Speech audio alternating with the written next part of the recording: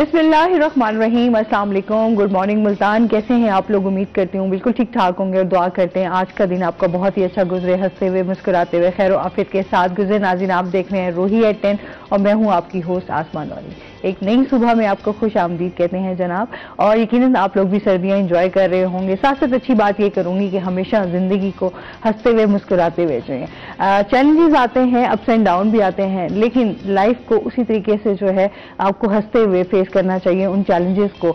जब तक आप चीज़ों को एक्सेप्ट नहीं करेंगे तब तक आपके लिए चीज़ें बहुत ज़्यादा मुश्किल हो जाएंगी। तो हमेशा जो है चीज़ों को आसान बनाएं। हम हमेशा बात करते हैं कि हमारी ज़िंदगी में मसाइल बहुत ज़्यादा हैं, नो डाउट। हमारे जिस तरह मुल्क के हालात हैं, चीज़ें हैं, हम लोग उस तरीके से स्टेबल नहीं हो पा रहे, लेकिन अगर हम चीज़ों को खुद आसान नहीं बनाएंगे तो तब तक आसान नहीं होंगी। इसलिए उनको एक्सेप्ट करें और उनको आसान बनाएं, ज़िंदगी को जो है वो खूबसूरत बनाएं। और इसी के साथ अपनों का बहुत ज़्यादा ख्याल रखें, आप अपना भी ख्याल रखें ताकि आप अपनी चीज़ों को बेहतर तरीके से अंजाम दे सकें। अपने प्रोग्राम के सिलसिले को आगे बढ़ाते हैं। आज हमारे साथ गेस्ट भी मौजूद हैं, पहले उनका तारुफ करवा देती हूँ। आज हमारे साथ मौजूद हैं जी हमना बलोच, हमारे साथ मौजूद हैं जो कि youngest English language and IELTS trainer हैं। अस्सलाम वालेकुम, कैसी हैं आप? ठीक ठाक हैं? वेलकम कहते हैं अपने शो में आपको। और इसके साथ ही जी हमारे रोही के सीनियर रिपोर्टर महार इमरान भी हमारे साथ मौजूद है। अस्सलाम वालेकुम, कैसे हैं आप? ठीक ठाक हैं? आप सुना? ठीक ठाक। वेलकम कहते हैं अपने शो में आपको और हैप्पी बर्थडे बिलेटेड। आज आप हमारे शो में आए, मैंने कहा हैप्पी बर्थडे बोल दें। चल रहा है वो अभी तक। हाँ, आपका वैसे सिलसिला चल रहा है, मुझे लगता है काफी सिलसिला आगे चलता रहेगा। 10-15 दिन ये चलेंगे। अब ये ट्रेंड 15 दिन खुशी मनाई जाएगी। ऐसा ही है भी। चलें, ये भी अच्छी बात है कि आप खुशी को जो है वो हमेशा सेलिब्रेट करना चाहिए। तमाम दोस्तों को ना एक वक्त में टाइम नहीं दिया जा सकता। हाँ, इसलिए आपके साथ अलग से होगा प्रोग्राम, बाकियों के साथ जैसे जैसे टाइम बन रहा है उसी तरह। आपने गिफ्ट तो ढेर सारे इकट्ठे कर लिए होंगे। ऐसे ही है। आज फिर आपके साथ जैसे सेलिब्रेट करेंगे ना, फिर देखेंगे। अच्छा, मतलब बढ़ रहे हैं गिफ्ट या कम हो रहे हैं? क्योंकि मैं अक्सर इनकी पोस्ट देख रही हूँ तो माशाल्लाह ऐसे बड़े हैप्पी और अच्छा लगता है ना जब आप अपने ही कॉलीग्स को, आप अपने दोस्तों को इस तरह खुश देखते हैं तो अच्छी फील आती है। अच्छा, जो इसके साथ ही आज बेनज़ीर भुट्टो की जो है बरसी है, उस हवाले से भी बात करेंगे थोड़ा सा, इस हवाले से कि एक निहायत ही अजीम लीडर और बहुत, मैं तो मेरी बड़ी फेवरेट मोस्ट है क्योंकि इस्लामी मुल्क की वो पहली खातून थी जो वजीर आजम बनी और उन्होंने बहुत ज़्यादा इस चीज़ को लेकर बहादुरी का उन्होंने किया, बहादुरी से मुकाबला किया, जेल काटी, हर तरीके से अगर हम देखें तो एक बेहतरीन अजीम लीडर थी। इस पे बात करेंगे हम, लेकिन सबसे पहले जो है हमना के पास चलते हैं। हमना से जानते हैं ना हमना कैसे इस तरफ आई, थोड़ा सा हमें अपनी स्टोरी के बारे में बताएं ना। जी, सबसे पहले मैं शुक्रिया अदा करना चाहूँगी रोही का कि उन्होंने मुझे यहाँ पे बुलाया और मुझे टाइम जो है मैं आप लोगों को दे रही हूँ। इस लिहाज से सबसे पहली जो चीज़ है वो मैं ये बताऊंगी कि मेरा जो कह सकते हैं ना कि चाइल्डहुड से जो इंटरेस्ट था वो मेरा इंग्लिश लैंग्वेज में ही था। सही। जब बच्चे होते हैं ना वो खेलते हैं तो मुझे जब भी टाइम मिलता था तो मैं मोबाइल लेके ना तो मैं डिफरेंट वीडियोस बनाती थी, कोई टॉपिक चूज करके इंग्लिश में ना तो उसके ऊपर मैंने बोलना होता। और मुझे ये चीज ना काफी जो है अच्छी लगती थी, मुझे बड़ी अट्रैक्ट करती थी ये चीज ना। तो बस जैसे ही मैंने मतलब कि ग्रेजुएशन की तो मेरा फर्दर जो माइंड था वो इंग्लिश लैंग्वेज में ही था कि मैं इसी ही फील्ड में जाऊं और मैं जो है मेरी इंग्लिश बहुत ज्यादा अच्छी हो और मैं बहुत अच्छा बोलूं। और ये नहीं कि सिर्फ अच्छा बोलूं बल्कि मैं एक्सेंट के साथ बोलूं। मेरी सबसे बड़ी विश जो थी वो यही थी और अल्हम्दुलिल्लाह कि मैं अब एक अच्छी ट्रेनर हूँ। चले, अच्छी बात है। अच्छा, क्योंकि जिस तरह हम देखते हैं इंग्लिश लैंग्वेज को बहुत ज्यादा अब अहमियत हासिल है। अच्छा, जिस तरह कंपटीशन का दौर चल रहा है उसमें हम देखते हैं कि यहाँ पर हमारे यहाँ इंग्लिश लैंग्वेज उस तरीके से प्रमोट नहीं किया जाता, लेकिन अब निहायत जरूरी है। आप किसी भी इदारे में जाए, आपको जॉब के हवाले से भी अगर आप बाहर के मुल्क भी जाना चाहते हैं तो वहाँ पर आपको इंग्लिश सबसे पहले सीखनी पड़ती है और फिर थोड़ी सी इसकी इंपॉर्टेंस के हवाले से बताइएगा। इंग्लिश की इंपॉर्टेंस के बारे में अस्मा मैं अगर आपको बताऊं तो जहां पे पहले ज्यादा से ज्यादा उर्दू को प्रमोट किया जाता था, अब उर्दू के साथ साथ इंग्लिश लैंग्वेज को प्रमोट किया जाता है। अगर फॉर एग्जांपल अगर मैं आपको सिंपल से एग्जांपल भी दे देती हूँ कि अगर आप टीचिंग के लिए भी जाते हैं तो वो सबसे पहले आपसे क्या मांगते हैं कि प्रोफिशिएंसी लेटर साथ हो आपका। अब सिर्फ इसकी जो है ना इम्पोर्टेंस का हम लोग यहीं से ही मतलब कि आइडिया कर सकते हैं। और सेकेंडली जो ये बात है कि अब तो नेशनल और इंटरनेशनल दोनों लेवल पे हमारे लिए इंग्लिश बहुत कंपलसरी हो गई है, चाहे वो हमारी ग्रेजुएशन लेवल की बात करें, क्योंकि आपके सामने हमारी जितने भी अब एकेडमिक और नॉन एकेडमिक को हमारे साथ जो है अब इंग्लिश अटैच हो चुकी है। अब हमें जिंदगी की कह लें कि हर फील्ड में हमें ये चीज चाहिए, इंग्लिश लैंग्वेज हमारे साथ साथ चल रही है और ये चलती रहेगी। पहले ना आप जब जाते थे ना तो आपके जो इवेंट्स होते थे या आपने मुकाबले में तकरीर भी होती थी, उसमें आपको ये होता था कि पहले उर्दू से स्टार्ट लेते थे। अब आपको होता है जितने भी आप इवेंट्स अटेंड करते हैं आपका सारे सबसे पहले आपका इंग्लिश से ही स्टार्ट होता है, देन उसमें आप फिर मर्ज करते रहते हैं उर्दू को भी और इंग्लिश को। और सबसे ज्यादा ये होता है कि डिबेटर भी वो चूज किया जाता है जिसकी इंग्लिश अच्छी हो, सबसे पहले ना वो फिर चूज किया जाता है कि इसकी इंग्लिश। लेकिन अच्छी बात है वक्त के लिहाज से और जिस तरह चीजें चल रही हैं उसमें आपको इंग्लिश को प्रमोट करना चाहिए। लेकिन अभी हम देखते हैं हमारे जो इदारे हैं, जो तालीमी इदारे भी हैं, जिस तरह हम गवर्नमेंट के उसमें भी जाएं तो आपके ज्यादा ये देखा जाता है कि उस तरीके से इंग्लिश को लेकर नहीं लेके जाता। प्राइवेट स्कूल में जाहिर सी बात है आप हाई पे भी कर रहे होते हो और फिर जाहिर सी बात है आप डिमांड भी यही कर रहे हो कि हमारे बच्चे की जो बेस है वो बहुत अच्छी बन जाए ताकि आगे जाके कोई मुश्किल पेश ना आए। और दूसरी बात ये इस वक्त अगर गवर्नमेंट स्कूल्स की भी बात करें तो वो भी इम्प्रूव हो सकते हैं अगर उनके टीचर्स भी हमारी तरह सोचने लग जाएं कि नहीं स्टूडेंट जो आया है तो इट मीन्स कि उसकी इंटेंशन है सेकंड लैंग्वेज को लर्न करने की और उसके ऊपर हमारी ही एफर्ट्स होनी चाहिए कि वो सेकंड लैंग्वेज लर्न करे। अगर यही चीज गवर्नमेंट स्कूल्स के टीचर्स भी अंडरस्टैंड कर लें तो ये प्रॉब्लम नहीं रहेगी फिर। हाँ, ये तालीमी निजाम है ना, हमने इसी को तो चेंज करना है, इसको बेहतर बनाने की जरूरत है। अच्छा जी, इमरान से जानते हैं, इमरान क्या हालचाल है? ठीक ठाक है। थोड़ा सा अदालतों के हवाले से आपसे बात कर लेते हैं कि सालाना डेटा और कारकर्दगी जो है वो कैसी रही? आसमा देखें, पूरे साल में हम ये डाटा दे भी रहे होते हैं, जैसा आपने पूछा अब 2022 का साल अपने अख्ताम को जो है वो पहुंचने वाला है। उस हवाले से फर्दर हम मुख्तलिफ जो खसूसी अदालतें हैं, मुख्तलिफ हाई कोर्ट्स हैं, डिस्ट्रिक्ट कोर्ट्स हैं, इनके हम सालाना डाटा भी कलेक्ट कर रहे होते हैं। जैसे ही सबसे पहले तो मैं बताऊं कि जैसे मोहम्मद अमीर भट्टी हमारे चीफ जस्टिस जैसे अपॉइंट हुए तो उनकी पहली तरजीह थी कि अदालतों में जो केसेस के जो ज़्यादा पेडेंसी है उसको जो है वो काम किया जाए। उस हवाले से बाकायदा तौर पे वो इंस्ट्रक्शंस भी मसूल हुई जजेस साहबान को और एक ड्यूरेशन भी रख दी कि आपने ये स्टे मैटर्स हैं इतने दिन में उनका फैसला करना है, जो 2-2, 4-4 साल चलते रहते थे। अब ये हुआ कि पिछले कोई 5-6 सालों का अगर हम मवाजना करें औसत तो तकरीबन 60,000 केसेस जो थे वो डिस्ट्रिक्ट कोर्ट्स में जो है वो चल रहे होते थे। लेकिन इन डायरेक्शंस के साथ 15,000 केसेस में जो है वो कमी हुई है एक साल के दौरान, यानी कि 45,000 के लगभग जो केसेस हैं इस वक्त हमारे डिस्ट्रिक्ट कोर्ट्स में जो है वो मौजूद है। इसी तरह हाई कोर्ट की बात करें तो उसमें भी पेडेंसी में जो है वो कमी आई है। अभी मैं समझता हूं कि अभी भी 50,000 के लगभग फिगर बहुत बड़ी तादाद है जो अदालतों में जो है चल रहे हैं। उस हवाले से उन्होंने अब क्या किया है कि जो पुराने केसेस हैं 5 साल या उससे पुराने, उनको एक रेड लिस्ट बनाई है और उस रेड लिस्ट में डाल दिए कि डे बाय डे इसका जो है वो फैसला होगा। अब उनके फैसले ये डे बाय डे केसेस की समाअत होगी और उसके बाद जो फैसले होंगे। अभी भी बहुत ज्यादा तादाद है, 50,000 के लगभग है। उसकी वजह अगर आप मैं ये समझता हूँ कि मुल्तान में जजेस की कमी है। अगर हाई कोर्ट की हम बात करें तो हाई कोर्ट में भी इस वक्त जो है मुल्तान की बात करें तो 5 से 6 जजेस कम हैं। एक जज के पास 200-300 केसेस होते हैं, अगर 6 हों तो तकरीबन 1800 केसेस जज जो जस्टिस साहबान है वो हाई कोर्ट में सुन सकते हैं अगर वो तादाद पूरी कर दी जाए। इसी तरह डिस्ट्रिक्ट कोर्ट की बात करें तो हमारी जो सैंक्शंस है 120 जज जो हैं वो वहाँ पे लगाए जा सकते हैं। 80-85 जो हैं 85 तक हमारे इस वक्त पॉइंट है, वहाँ पे भी 30-35 जजेस की जो है वो कमी है। इस हवाले से आप देखें कि अब कैसे ये कमी पूरी होगी।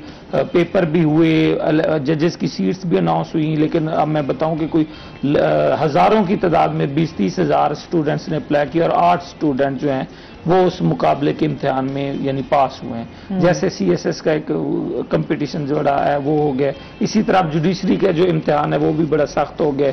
बच्चे अपेयर तो होते हैं लेकिन उसमें जो है वो इस वजह से हमारे जो तादाद है वो पूरी नहीं हो रही, पेडेंसी खत्म नहीं हो रही। तो ये एक सिलसिला है। 50,000 के लगभग इस वक्त केसेस जो हैं एक साल के दौरान जो हमारे यहाँ पेंडिंग है, लेकिन गुज़िश्ता सालों की निस्बत अगर बात करें तो कम ही हुई है। तकरीबन 15,000 केस जो है वो ज्यादा निपटाए गए हैं पहले सालों की निस्बत। सही। अच्छा, फिर अभी जिस तरह इलेक्शन की भी तैयारियां चल रही हैं उस हवाले से भी बताइएगा कि कैसी तैयारियां चल रही हैं, जो उम्मीदवार हैं उनका किस तरह, क्योंकि हड़तालें भी हुई, बहुत ज्यादा जो है एक वाकया भी पेश आया, उस हवाले से भी थोड़ा सा बताइएगा। देखें, इलेक्शन हमेशा ये एक डेमोक्रेसी है जुडिशरी की, बार्स की, मैं समझता हूँ कि इनका एक अच्छा डिसिप्लिन है, कभी इनके इलेक्शन इल्तवा का शिकार नहीं हुए, नंबर 1। नंबर 2, अगर लड़ाई हो जाए, जो भी हो जाए, रुकते नहीं है। यानी कि आपने वहाँ इलेक्शन इलेक्ट होता है आपका उम्मीदवार जो भी है, हर जनवरी के दूसरा हफ्ता जो है वो डिस्ट्रिक्ट बार के इलेक्शन होते हैं, फरवरी का सेकंड लास्ट हफ्ते में जो है हाई कोर्ट के होते हैं, उसके बाद टैक्स बार के इंतखाबात होते हैं। इसी तरह साल भर चल रहे होते हैं, पंजाब बार के हैं, supreme court bar, Pakistan bar council के हैं, ये इलेक्शन तो वकला के चलते ही रहते हैं। अब ये जो आजकल सीजन है ये इलेक्शन के दिन चल रहे हैं, मेरा ख्याल है 14 जनवरी को जो है वो इसके हैं डिस्ट्रिक्ट बार के इंतखाबात हैं सालाना। इसी तरह 16 फरवरी को जो है वो हाई कोर्ट बार के जो इंतखाबात होंगे उसकी तैयारियां जोरों शोर से जारी हैं। इलेक्शन हाई कोर्ट के उम्मीदवार भी हैं। 29 में अगर आपको बताऊं, हाई कोर्ट हमारा जो है एक बहुत बड़ी इसकी जुरिस्डिक्शन है, 29 तहसील और डिस्ट्रिक्ट बार्स इसके अंडर आते हैं। यहाँ से राजनपुर है, रुझान है, डीजी खान है, वहाँ के जो लोग हैं वो भी इधर ही आते हैं वोट कास्ट करने के लिए। यहाँ पे एक और भी बात बताऊंगी, डीजी खाने का आपको पता है कि अलग से उसका पूरी वो डिवीजन है, उसमें हाई कोर्ट नहीं है। अब उन लोगों का मुतालबा भी है, एहतजाज वगैरह भी, वो हर फ्राइडे का हड़ताल भी करते हैं कि भाई वहाँ पे हाई कोर्ट बनाया जाए, कि वहाँ से जो लोग आते हैं तंगी भी होती है। लेकिन अब हम उस टॉपिक पे नहीं जाएंगे। इलेक्शन की आपने बात की, 14 जनवरी को डिस्ट्रिक्ट बार के सालाना इंतखाबात हो रहे हैं। उम्मीदवार इस वक्त 2 जनवरी को कागजात नामजदगी जमा करवाएंगे। तो इस तरह जो ये एक सिलसिला है वो चल रहा है। सही, काफी मतलब अभी कंपटीशन चल रही है। अदालतों में छुट्टी हैं इस वक्त ना, यकम तक डिस्ट्रिक्ट बार में छुट्टी हैं और 8 तक हाई कोर्ट में छुट्टी हैं। ड्यूटी जजेस 1-2 जजेस काम कर रहे हैं क्योंकि वो छुट्टियों के मौसम से। अच्छा, जो हड़तालों का सिलसिला था वो मुकम्मल तौर पे खत्म हो चुका है या उसके बाद? वो अभी वैसे ही छुट्टियां, छुट्टियों में तो आपको पता है, लेकिन अभी भी आप जाएं तो वुकला आप वहाँ पे मौजूद है, एक दूसरे से मेल मिलाप का सिलसिला, वो कैंपेन का जो वो प्रोसेस जो है वो जारी है। सही हो गया। अच्छा, ये बताएं, हम ना एक इंग्लिश लैंग्वेज जो है वो बहुत सारे लोगों को जाहिर सी बात मुश्किल भी लगती है, आप क्या समझती हैं कैसे सीखी जाए? सबसे पहले उसमें ये चीज होनी चाहिए कि अगर तो हमारा एक माइंड बन गया है कि हमने एक चीज सीखनी है, तो उसके लिए ना इंसान कुछ भी कर सकता है। उसको स्टार्टअप में मुश्किल लगती होती है, जाहिर सी बात है, हमारी नेटिव लैंग्वेज उर्दू है। एक उर्दू से दूसरी लैंग्वेज में शिफ्ट होना इतना ईजी नहीं होता। तो सबसे पहली जो चीज होती है, अगर मेरे पास स्टूडेंट्स आते हैं ना, तो सबसे पहले मैं उनको कॉन्फिडेंस इतना बूस्ट कर देती हूँ कि उनको लगता है कि हमसे कोई अच्छी इंग्लिश कोई बोल ही नहीं सकता। तो मेरी जो फर्स्ट डे होती है उनकी काफी जो है मोटिवेशनल लेक्चर होता है मेरा, कि वो उनको ऐसा लगता है कि भाई हमारे लिए तो ये मुश्किल ही नहीं है, हम तो अगले दिन ही इवन के इंग्लिश लैंग्वेज टफ है सीखना। उन लोगों के लिए स्पेशली जिनकी, क्योंकि थ्रू आउट हमारी जो एकेडमिक सिस्टम है वो सारा उर्दू में ही है। अगर हम उसको इंग्लिश में शिफ्ट करेंगे तो जाहिर सी बात है प्रॉब्लम्स आती हैं। कुछ स्टूडेंट्स ऐसे होते हैं जो कॉन्फिडेंस ना होने की वजह से कहते हैं कि हम तो कभी सीख नहीं सकते। लेकिन मेरा जो होता है मेथड, मैं कह सकती हूँ इसको, कि स्टार्टअप में ही मैं उनको इतना मोटिवेट करती हूँ कि वो तो ना चाहते हुए भी सीखने पर मजबूर होते हैं कि नहीं हमने अब सीखना है। और दूसरी बात यह है कि इसका जो मेथड होता है ना वो डिफरेंट होता है। वीडियोस के थ्रू भी हम सिखा सकते हैं, लेकिन मैं ज्यादा वर्बली पे फोकस करती हूँ, क्योंकि जितना वो मुझे सुन के सीख सकते हैं उतना वो वीडियोस के थ्रू नहीं सीख सकते। और दूसरा ये है कि उनकी लैंग्वेज पे, उनकी डेली कन्वर्सेशन पे ना मैं ट्राई करती हूँ कि 2-3 दिन के अंदर मैं उनको कह दूं कि अब उर्दू में बात नहीं करनी। वो जब इंग्लिश में 1-2 दफा बोलना स्टार्ट करते हैं ना, तो उनको कॉन्फिडेंस मजीद बूस्टअप होता है कि अब हम इंग्लिश में ही बात करेंगे। तो इस तरीके से ना ये प्रोसेस होता रहता है और ये आहिस्ता आहिस्ता सीखते रहते हैं। अच्छा, फिर कितने टाइम का कोर्सेज होते हैं जिसमें आप इंग्लिश लैंग्वेज जो है वो सीख सकते हैं? बेसिकली इसमें जो इंग्लिश लैंग्वेज का कोर्स है ना, तो वो आप 3 मंथ्स में इजीली सीख सकते हैं। इसका प्रोसेस ही 3 मंथ्स का ही होता है। अगर उसको साइकोलॉजिकली भी मैं एक्सप्लेन करूं और उसका मेथोडोलॉजी पे भी बात करूं तो ये 3 मंथ्स के अंदर ही सीखा जा सकता है। कोई कहते हैं कि नहीं आप आज 15 डेज में आप सीख जाएंगे, ऐसा नहीं होता। इसका प्रॉपर प्रोसेस होता है जिसको हम फॉलो करते हुए उनको 3 मंथ का पूरा कोर्स करवाते हैं। और इंग्लिश लैंग्वेज सिर्फ ये नहीं है कि आप अपना इंट्रोडक्शन करवा सकें और थोड़ी सी बात कर सके। इंग्लिश लैंग्वेज थ्रू आउट आपको माइंड में कोई उर्दू का सेंटेंस आ रहा है उसको इंग्लिश में बताना, ये इंग्लिश होता है बेसिकली। अच्छा, फिर जिस तरह हम ये समझते हैं इंग्लिश लैंग्वेज और आइल्स में क्या फर्क है? इसमें जो आइल्स है वो है international English language testing system, वो एक स्टैंडर्डाइज इंग्लिश टेस्ट है। ठीक है। वो स्टूडेंट्स देते होते हैं जिन्होंने इंटरनेशनली तौर पे अप्लाई किया होता है बाहर यूरोपियन कंट्रीज में भी, और जब वो वहां पे अपेयर होने के लिए जाते हैं for the sake of study purpose तो उनको एक टेस्ट देना पड़ता है जिसमें उनके 4 मॉड्यूल्स होते हैं, स्पीकिंग, लिसनिंग, रीडिंग और राइटिंग। ठीक है। उसकी पहले प्रिपरेशंस करते हैं, देन वो टेस्ट अटेम्प्ट करते हैं। उसके 9 बैंड्स होते हैं, उसमें से वो जितने बैंड अचीव करते हैं उसके ऊपर उनकी असेसमेंट होती है। उसके बाद वो अप्लाई कर सकते हैं बाहर इंटरनेशनल स्टडीज के लिए। और इंग्लिश जो लैंग्वेज है वो बेसिकली आपकी स्पीकिंग है कि आप उसको कैसे बोल सकते हैं, मतलब दोनों में ये फर्क है। अच्छा, तो फिर आगे जिस तरह आइल्स का है तो उसको क्या तरीकेकार है, थोड़ा उसके हवाले से भी बताएंगे, किस तरह उसकी ट्रेनिंग दी जाती है? जी, बेसिकली इसका जो प्रॉपर प्रोसेस हो, इसकी जो प्रिपरेशन की टाइम ड्यूरेशन है वो है 2 मंथ्स एंड 20 डेज। ठीक है। 2 मंथ्स जो होते हैं बेसिकली उसमें हम उसकी शॉर्ट प्रिपरेशंस करवाते हैं। अगर स्पीकिंग है तो वो जस्ट स्पीकिंग नहीं है, उसमें भी अंदर क्वेश्चन टाइप्स हैं। अगर रीडिंग है तो वो जस्ट रीडिंग नहीं है, उसमें भी अंदर क्वेश्चन टाइप्स हैं। ऑलमोस्ट ईच मॉड्यूल में जो है वो 40 to 30 क्वेश्चन लाजमी होते हैं जो स्टूडेंट को अटेम्प्ट करते हैं। और दूसरी बात ये है कि उसका जो है बेसिकली जो आइल्स है वो स्टूडेंट का कैलिबर का एक कह लें कि क्राइटेरिया, उनका चेकिंग क्राइटेरिया है जिसमें उन्होंने चेक करना होता है कि बेसिकली स्टूडेंट इतना केपेबल है कि वहां आके हमारे नेटिव स्पीकर के साथ बोल सकता है, क्या वो हमें सुन सकता है, जैसे उनकी लैंग्वेज में लाइक उनकी प्रोनाउंसिएशन के प्रॉब्लम्स होते हैं, उनके एक्सेंट के होते हैं, तो यहाँ पे हमने स्टूडेंट को उनके अकॉर्डिंग प्रिपेयर करके भेजना होता है। और उनकी राइटिंग भी वो किसी भी टाइप की थीसिस राइटिंग है या उनकी कोई भी टाइप की राइटिंग आ सकती है तो वो राइट कर सके, इस टाइप के हमने उनको केपेबल बना के भेजना होता है। सही। अच्छा, जिस तरह अभी बहुत सारे हम देख रहे हैं स्टूडेंट्स जो है वो बाहर की तरफ मूव कर रहे हैं, क्या समझती हैं, क्या रीजन हैं? सबसे पहली जो इसकी रीजन है वो है कि हमारे पाकिस्तान में अनएम्प्लॉयमेंट। आपके सामने सिचुएशन है कि जो 16 इयर्स एजुकेशन करते हैं उसके बाद उनकी जो है डिमांड, जो जॉब डिमांड होती है उनकी ये होती है कि उनकी सैलरीज जो है वो 50+ होनी चाहिए, इस टाइप की। और आपको पता है कि हमारे पाकिस्तान में इतना कंपनसेट नहीं किया जाता। और दूसरा ये कि इंटरनेशनल लेवल पे जब उनको फुल फंडेड स्कॉलरशिप्स ऑफर होती हैं तो यहाँ के पाकिस्तान के जो लोग हैं वो 1 मिनट भी लगाते हैं अप्लाई करने के लिए। दूसरा USA में, जर्मनी में, चाइना में फुल फंडेड स्कॉलरशिप्स आई हैं। जस्ट इन्होंने यहाँ पे अपने वीजे के जो भी उनकी होंगे अमाउंट्स उन्होंने वो स्पेंड करनी होती है, बाकी सारा उनका फुल फंडेड होता है। तो वहाँ पे उनको ये भी होता है कि स्टडीज के साथ साथ उनको जॉब के चांसेस उनके ज्यादा होते हैं, उनको बहुत सारी अपॉर्चुनिटीज ये भी मिलती हैं कि वो अपनी पार्ट टाइम जॉब कर सके। तो ये कि हमारे यहाँ से बाकी जो लोग भी जाते हैं वहाँ पर ये होता है कि साथ साथ स्टडीज के साथ साथ जॉब भी कर रहे होते हैं। उनका ये है कि चले वो अपने पढ़ाई को भी वहाँ पर खुद भी अपने जो खर्चा है उसको अफोर्ड कर सकते हैं और इस तरीके से चीजें जो है वो बेहतर की जा सकती हैं।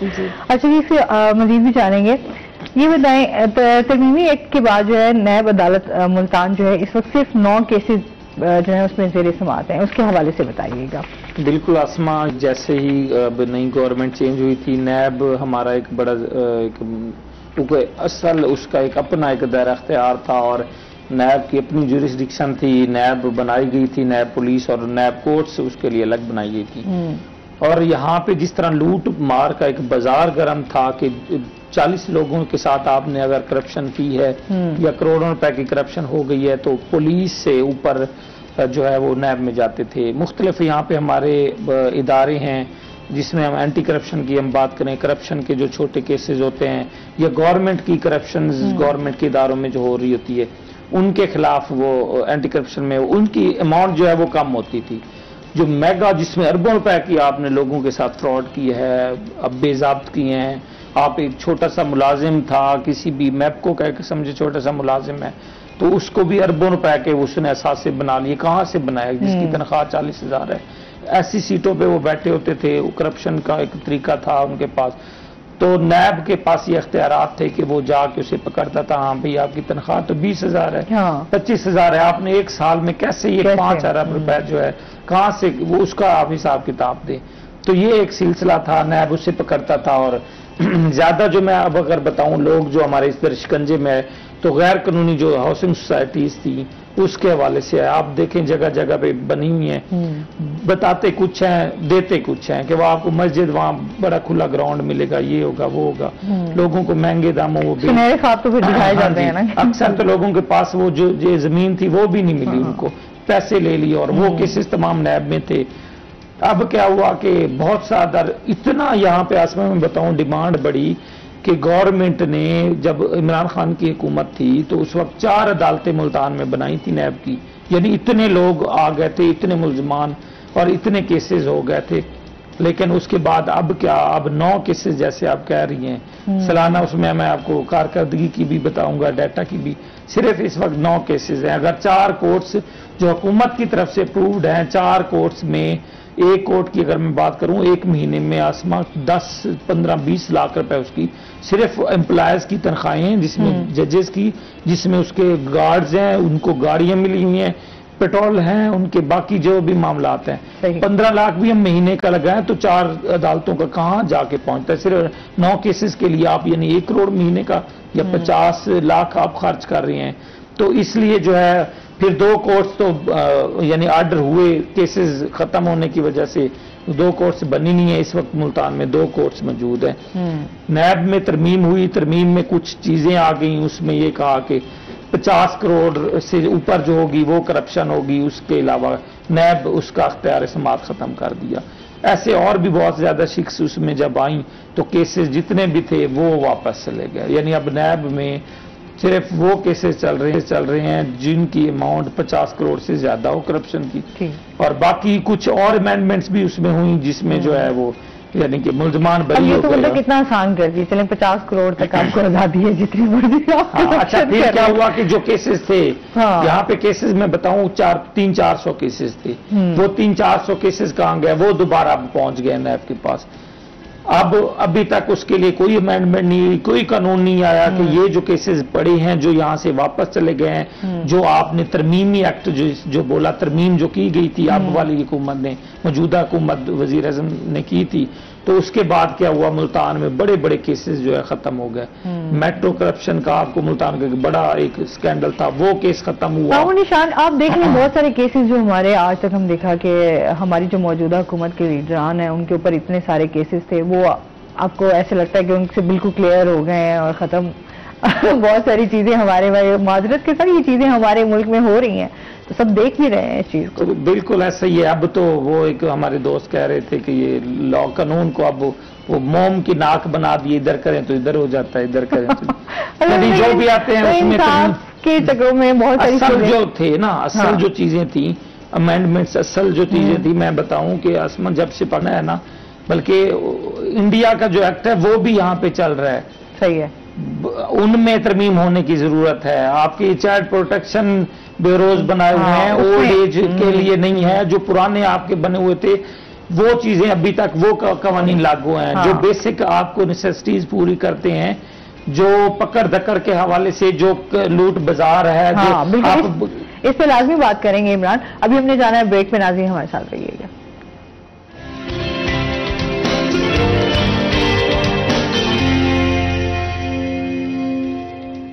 वेलकम बैक नाजरीन, रोही एयरटेल में आपको खुश आमदीद कहते हैं। अच्छा, इमरान बात कर रहे थे हमारे करप्शन के हवाले से। जी, मैं वही कह रहा था कि करप्शन के मुख्तलिफ जो तरीके हैं और उनको छुपाने के हवाले से मैंने ये बात की कि जो लॉज जिनमें अमेंडमेंट की जरूरत है उनमें करनी चाहिए, ठीक है। जिनमें नहीं जरूरत, जो अपने फायदे के लिए, वो ज्यादा जल्दी यहाँ पे हो जाते हैं, जो अपने फायदे की अमेंडमेंट्स हैं। आप देखें ना, यहाँ फायदे तो चल रहे हैं अभी। अभी फायदा वही फायदा गेम चल रही है।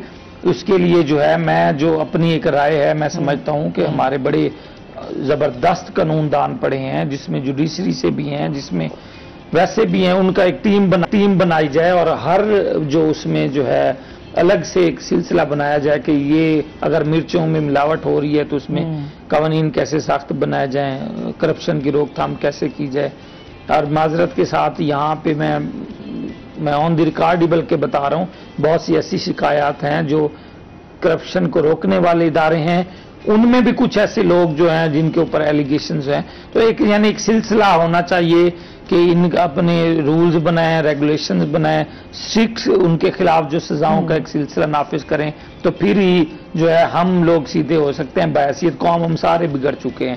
मैं भी जाऊंगा, मैं भी अपनी यानी रेफरेंस दूंगा, मैं यूं हूं, हम प्रोटोकॉल सिस्टम में चल पड़े हैं। वज़ीर आज़म देखें, अगर बाहर के ममालिक में देखें, खास तौर पे हम यूरोपियन कंट्रीज की बात करते हैं या डेवलप्ड कंट्रीज की, तो वहां पे क्या प्रोटोकॉल है और यहाँ पे क्या 200-200 गाड़ियां चल रही होती हैं। यहाँ पे जितना मैं हूं, मैं भी अपना एक रेफरेंस दूंगा कि मैं यूं हूं, मैं चैनल में यूं, यानी कि हर बंदा कोशिश करता हकीकत है। ये पूरी कौम को ना सुधारने की इस वक्त जरूरत है। मैं बड़ों की बात नहीं कर रहा। डिनाई कर ही नहीं सकते कि भी हम लोग कहें कि ये हमारा प्रोटोकॉल सिस्टम नहीं है। हम लोग ना थोड़ा सिफारिश वाला और ये वाली चीजें, प्रोटोकॉल, इस चीज के आदी हो चुके हैं। और असल जो हमारे हीरो हैं असातिज़ा, असल जो हमारे उनके लिए काफी जो अब जाएं वो खड़े हो जाएं, कुर्सी दें, सलूट करें, इस तरह की हुकूमत की तरफ से आई, लेकिन हमने कभी नहीं देखा कि उनको उस तरह से वो मिली हो। जब तक हमारे असातिज़ा को तमाम ये सहूलियात नहीं मिलेंगी, उनकी रिस्पेक्ट नहीं बढ़ेगी, तब तक वो बच्चों की रिस्पेक्ट कैसे उसको वो कर सकेंगे।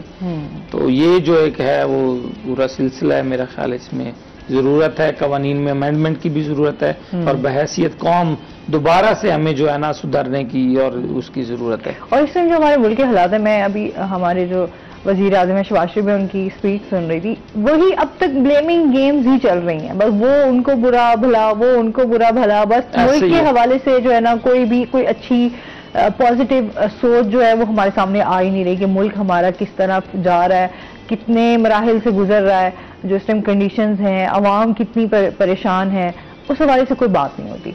मतलब हम देखते हैं जो बस वो अपने केसेस, अपनी चीजों को खुद ही क्लियर करते जा रहे हैं और बाकी अवाम के लिए बस पाकिस्तान में बड़ा अलमिया है ये कि इसमें भी बड़ी जरूरत है।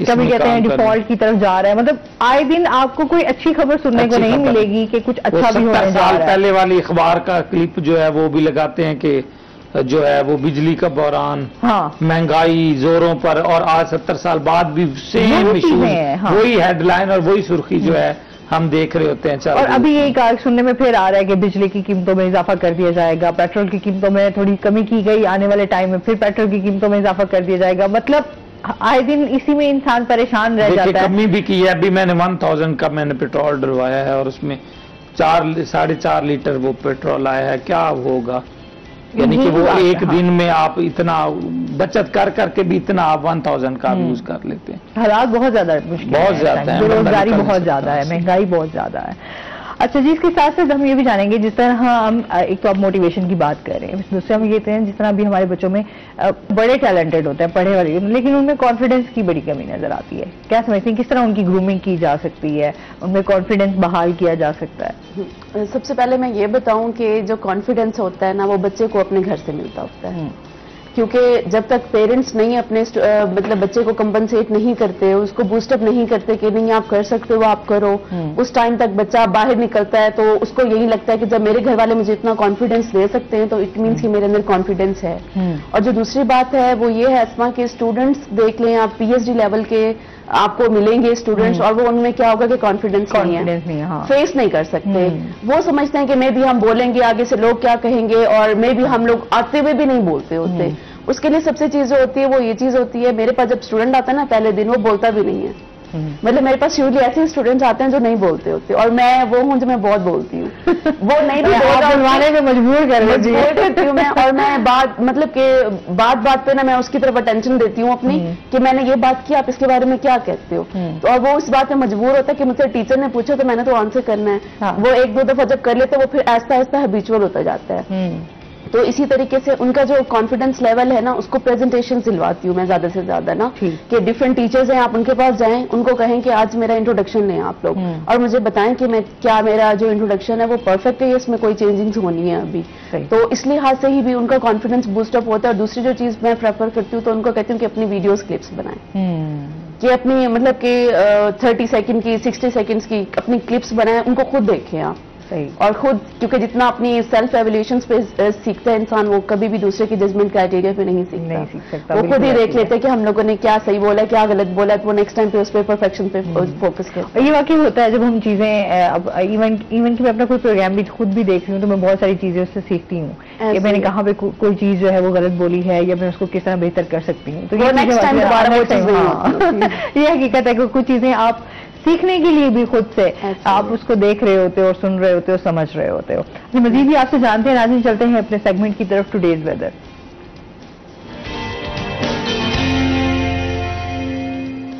हसन मलिक हमारे साथ मौजूद है। हसन से जानते हैं आज दिन भर मौसम कैसा रहेगा, क्या सूरत हाल है?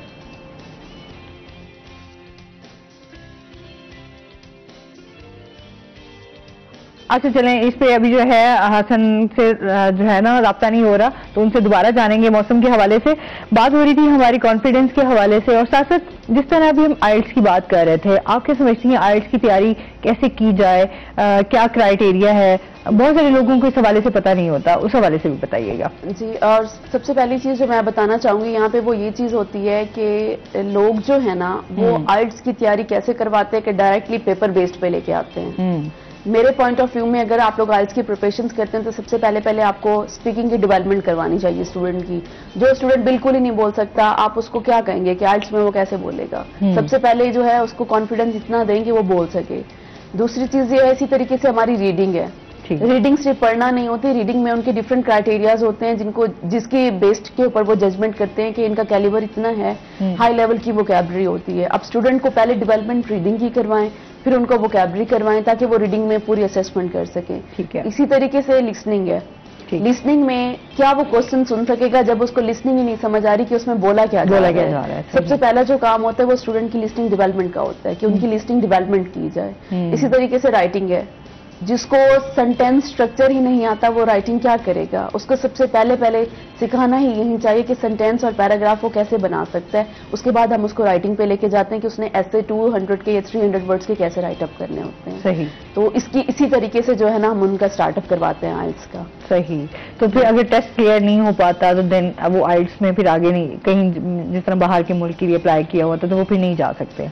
इसका ना असमा क्राइटेरिया होता है डिफरेंट यूनिवर्सिटीज का। कुछ यूनिवर्सिटीज होती हैं वो 6 बैंड रिक्वायर कर रही होती है, कुछ होती हैं जो 5 कर रही होती हैं। लेट्स सपोज स्टूडेंट का माइंडसेट था कि मैंने 7 बैंड लेने हैं और उसके 6 आ जाते हैं, तो वो ट्राई करता है कि अपनी जो डिजायर यूनिवर्सिटी होती है फिर उसमें अप्लाई नहीं करता, वो डिफरेंट यूनिवर्सिटीज में अप्लाई कर देता होता है। ठीक है, मतलब उनके पास चांसेस होते हैं। ठीक है।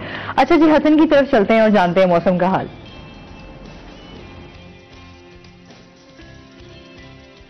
जी आसमा, शहर ओलिया मुल्तान के अगर आज के मौसम की बात की जाए तो मुल्तान का आज का मौसम सर्दी की शिद्दत में इजाफे के साथ साथ धुंध की शदीद लपेट में दिखाई दे रहा है। आज अगर मुल्तान के ज्यादा से ज्यादा दर्जा हरारत की बात की जाए तो आज शहर ओलिया मुल्तान का ज्यादा से ज्यादा दर्जा हरारत 17 से 18 डिग्री सेंटीग्रेड तक जाने का इम्कान है। इसी तरह से कम दर्जा हरारत की बात की जाए तो आज मुल्तान का कम से कम दर्जा हरारत 3.5 डिग्री सेंटीग्रेड पर रिकॉर्ड किया गया है। इसी तरह से अगर आज मुल्तान के एयर क्वालिटी इंडेक्स की बात की जाए तो आज मुल्तान का एयर क्वालिटी इंडेक्स 163 पॉइंट्स पर रिकॉर्ड किया गया है। इसी तरह से अगर देखा जाए कि शहर ओलिया मुल्तान की पाकिस्तान के फिजाई आलूदा तरीन शहरों की लिस्ट में स्टैंडिंग कौन सी है, तो आज मुल्तान 8वें नंबर पर स्टैंड कर रहा है।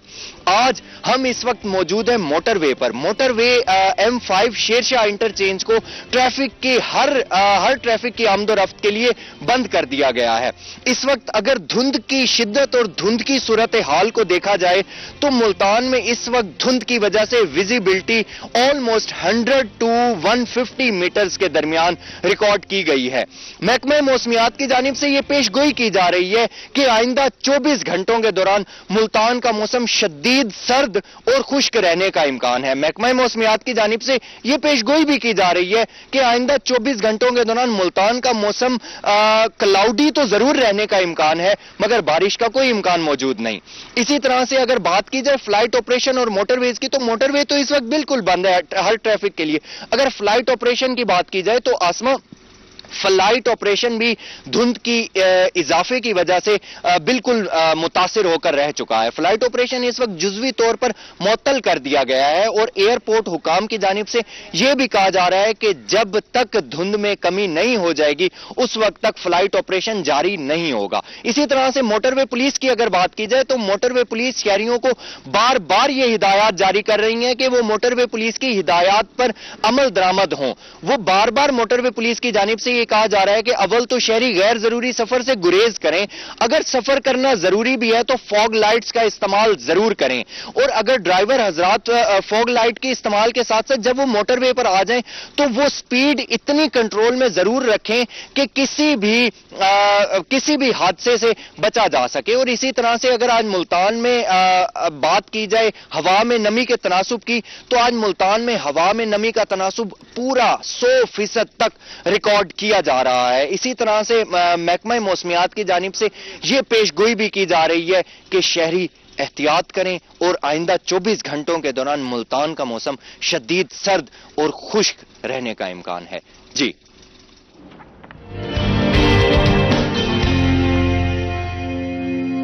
बहुत शुक्रिया हसन मलिक आपका। अच्छा जी, इसके साथ साथ जो अभी हम चलें, ठीक है, अभी हम मजीद इस स्टोरी पे बात करूंगी, लेकिन अभी हमने जाना है ब्रेक पे, हमारे साथ रहिएगा।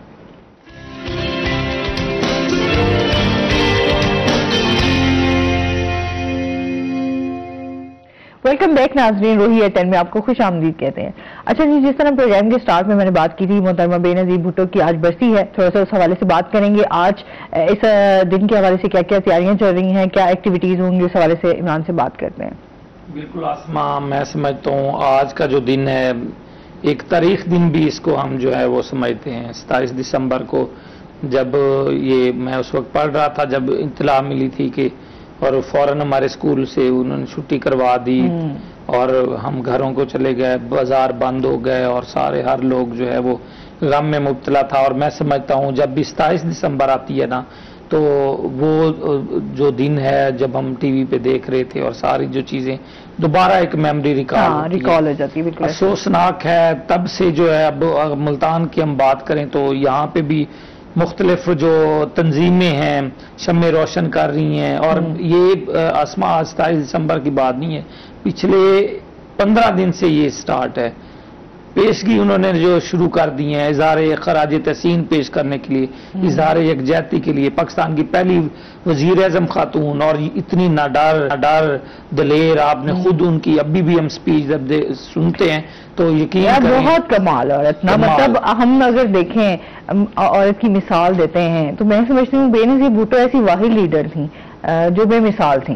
तो और मैं कहती हूँ उनका जिस तरह तकरीर करती थी, वो बोलती थी, उनका एक लहजा वो बहुत कमाल, बड़ा असर रखता था। और सबसे बड़ी बहुत ज्यादा पढ़ी लिखी जिसने यूरोप को भी देखा हो, हाँ, जिसने पाकिस्तान को भी, और इन हालात में जो मुकाबला कर रही थी और जिसका नारा था भुट्टो खानदान की कुर्बानियों को देखे उसके फादर। और वो एक ऐसी लीडर मैं समझता हूँ वो पैदाइशी लीडर थी, जैसे कहते हैं ना सोने का चम्मच लेके लोगों के लिए एक बात, उसके लिए पॉलिटिकल तौर पे वो उसकी तरबियत पैदा होने से ही शुरू हो गई थी।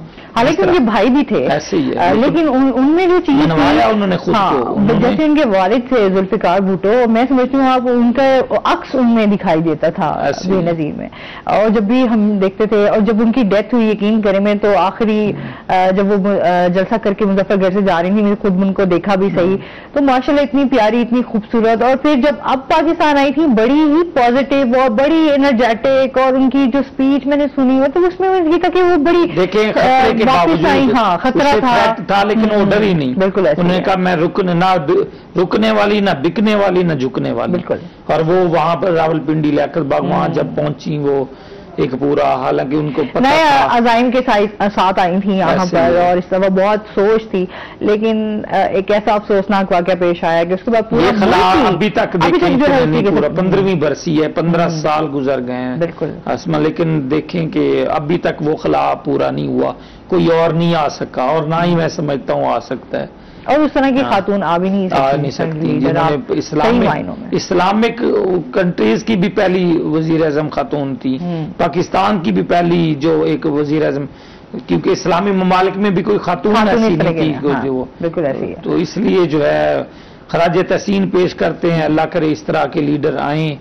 वो एक उम्मीद की किरण थी, जहां जाती थी आप देखें उनके जलसों में कोई खरीदे हुए लोग, कोई फैक्ट्रियों वाले लोग, वो जो जबरदस्ती जिनको बिठा के लाया जाता है, कोई गवर्नमेंट ऑफिशियल्स नहीं होते थे स्कूलों से बच्चों को लेके, वहाँ गरीब खवातीन होती थी।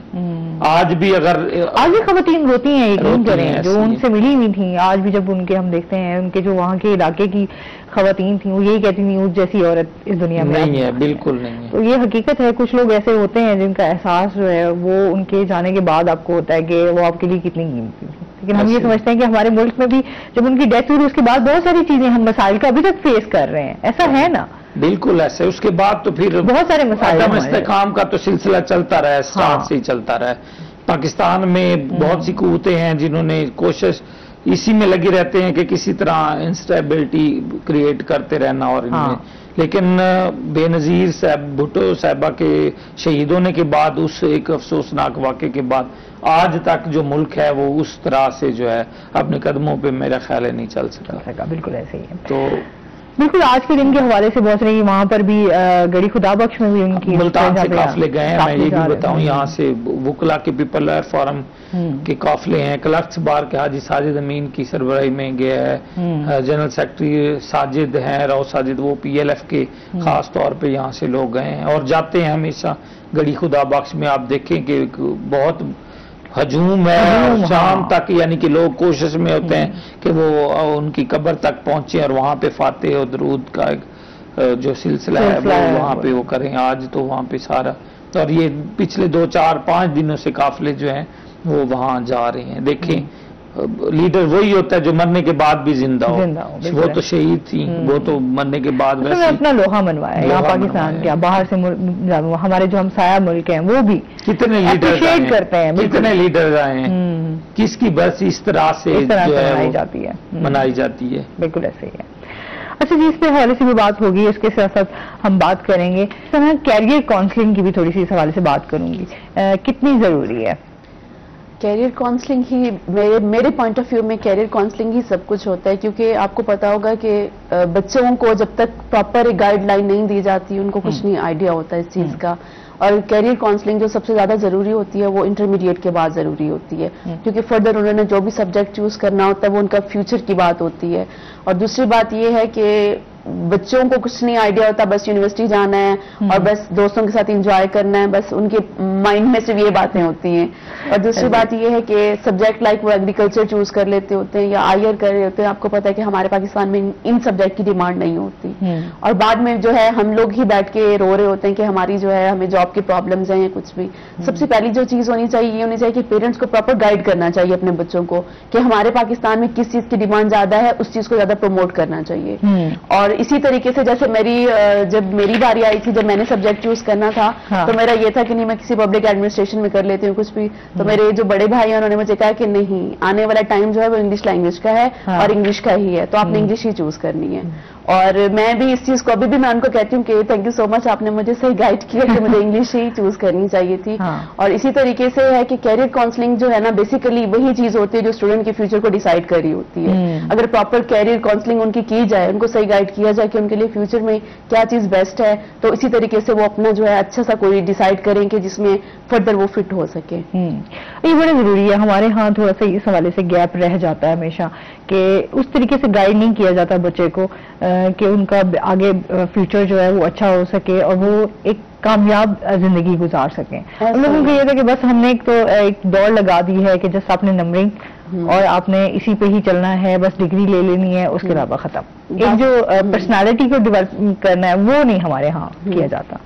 ऐसा ही है, क्योंकि कैरियर काउंसलिंग की जहां तक बात है, वही मैं आपको बात बता रही थी कि अगर प्रॉपर गाइडलाइन उनको मिल जाती होती है ना, तो स्टूडेंट इजीली उस चीज की तरफ चले जाते हैं। अब 16 ईयर एजुकेशन करने के बाद जब वो बाहर मूव कर जाते हैं तो वहां पे भी जाहिर सी बात है उनको डायरेक्टली स्टडी वीजा पे ही जाना पड़ता है, वहां पे भी उनका टाइम वेस्ट होता है। बिल्कुल ऐसे ही। अच्छा जी, हमने बहुत शुक्रिया, बहुत अच्छा लगा आप हमारे शो का हिस्सा बनी। कोई मैसेज देना चाहेंगे हमारे व्यूअर्स को? In the end, I just wanted to say that along with Urdu, English is quite compulsory because today you learn the second language, tomorrow you will learn the word. Thank you so much Imran साहब, आपको भी बहुत शुक्रिया, बहुत अच्छा लगा हमारे show का हिस्सा बने। और इसके साथ ही नाज़रीन अभी हमने जाना है ब्रेक पे, हमारे साथ रहिएगा। जब हम ब्रेक से वापस आएंगे तो हमारे साथ कुछ और गेस्ट मौजूद होंगे।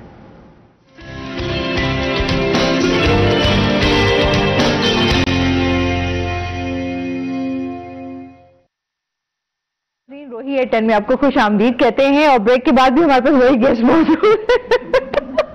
आज हमारे साथ जो है हमना भी है और इमरान भी है। हमने कहा आप थोड़ी देर और हमारे साथ बैठें।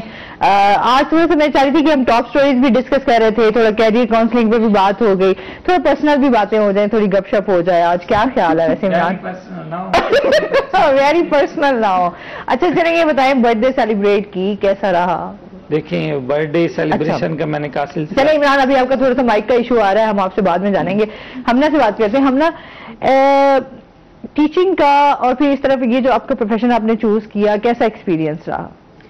टीचिंग का एक्सपीरियंस मेरा बहुत अच्छा रहा है क्योंकि माइंडसेट मेरा वैसे टीचिंग का नहीं था, लेकिन जब एक दफा होता है ना कि एक क्लास में आप जाते हो और 40 to 50 स्टूडेंट्स बैठे होते हैं और स्पेशली डॉक्टर इंजीनियर्स जब बैठे होते हैं ना, तो उनको टीच करने का जो एक्सपीरियंस होता है वो सबसे ज्यादा अच्छा वही होता है। जब पता चले ना कि भाई आप उनका कैलिबर आपसे भी ज्यादा है, तो वो इस चीज का जो है ना एक कॉन्फिडेंस भी थोड़ा आता है और बहुत अच्छा लगता है। सही। तो फिर घर में कैसे, सब घर वालों का कैसा रिएक्शन था? अभी आप काम भी कर रहे हो, घर वालों की फुली सपोर्ट है? अल्हम्दुलिल्लाह घर वालों की तरफ से फुली सपोर्ट है और जितना कुछ भी है, मैं जो कुछ भी करती हूँ तो मुझे यही टेंशन बिल्कुल भी नहीं होती क्योंकि मेरे घर वाले फुली सपोर्टिव हैं और मेरी मदर है या मेरी सिस्टर्स है या मेरे भाई हैं, तो उन्हीं की सपोर्ट की वजह से तो मैं आज इधर है। अच्छा ये बताएं कि क्या वैसे सोचा था अगर आप टीचिंग वाले इस वाले उसमें ना आती तो फिर क्या होती? मेरे जो कह लें कि लॉन्ग टर्म गोल्स हैं, इंशाल्लाह मैंने इंटेंशन भी है मेरी और मेरी है CSSPMS की तैयारी मैंने स्टार्ट भी की हुई है और मैंने इंशाल्लाह फर्स्ट अटेम्प्ट जो है वो देना है। अच्छा। और जो मेरे फ्यूचर्स गोल है, ये लॉन्ग टर्म गोल्स कह लें तो मेरे यही है। चलें, best of luck, best wishes for you. और उसके साथ साथ ये है कि जाहिर सी बात है इंसान तो घर में किस तरह खाना बनाना भी आता है या जस्ट सिर्फ पढ़ाकू और पढ़ाना? मैं वो वाली हूँ जो घर तक इंस्टीट्यूट तक इंस्ट्रक्टर हूँ, जो मैं जैसे घर आती हूँ तो सामान रखने के बाद सबसे पहले मैं किचन में जाती हूँ कि आज क्या काम है, आज क्या काम है, कुकिंग वगैरह कर देती हूँ कि आज क्या करना है, क्या कर दूं आज शाम के टाइम। और संडे को स्पेशली ये होता है कि मैं डिसाइड कर लेती हूँ कि आज कुछ हम अच्छा बनाएंगे और वो मैं ही बनाती हूँ। सही। क्या वैसे अच्छा बना लेती हैं आप? अच्छा कह लें तो चाइनीज अच्छा बना लेती हूँ और कोरमा अच्छा बना लेती हूँ। बस जी बस यही चीजें। चले, फिर घर में अच्छा खुद होता है ना, जब इंसान खुद बना रहा हो, कुकिंग कर रहा हो, तो उसकी आधी भूख तो वहीं खत्म हो जाती है है ना? ऐसा होता है क्योंकि मैं अपनी बनाई हुई चीजें नहीं खा सकती। हाँ। अच्छा, मैं दूसरे अप्रिशिएट कर रहे हैं तो अच्छा यार मुझे खुद तो नहीं कुछ अच्छा लग रहा है कि जो बनाया है। घर वालों को अच्छी लगती है कुकिंग, लेकिन वो बंदा खुद नहीं खा सकता। हाँ ऐसे ही है। अच्छा जी, इमरान से जानते हैं, इमरान की बर्थडे रही और बड़ी अच्छी इन्होंने सेलिब्रेट की, कैसी रही? बहुत अच्छी रही। देखें इस दौरान शादियां भी थी, दिन में ऑफिस भी आना था, ड्यूटी भी करनी थी, शाम में शादियों का भी एक सिलसिला था, तो अभी तो फैमिली को टाइम दे रहा हूँ। कल से फिर आज बल्कि एक हमारे दोस्त हैं बड़े अच्छे टैक्स बार के, जुनेद साहब, उन्होंने कहा हुआ है अरसलान साहब को उसके बाद टाइम दिया हुआ है।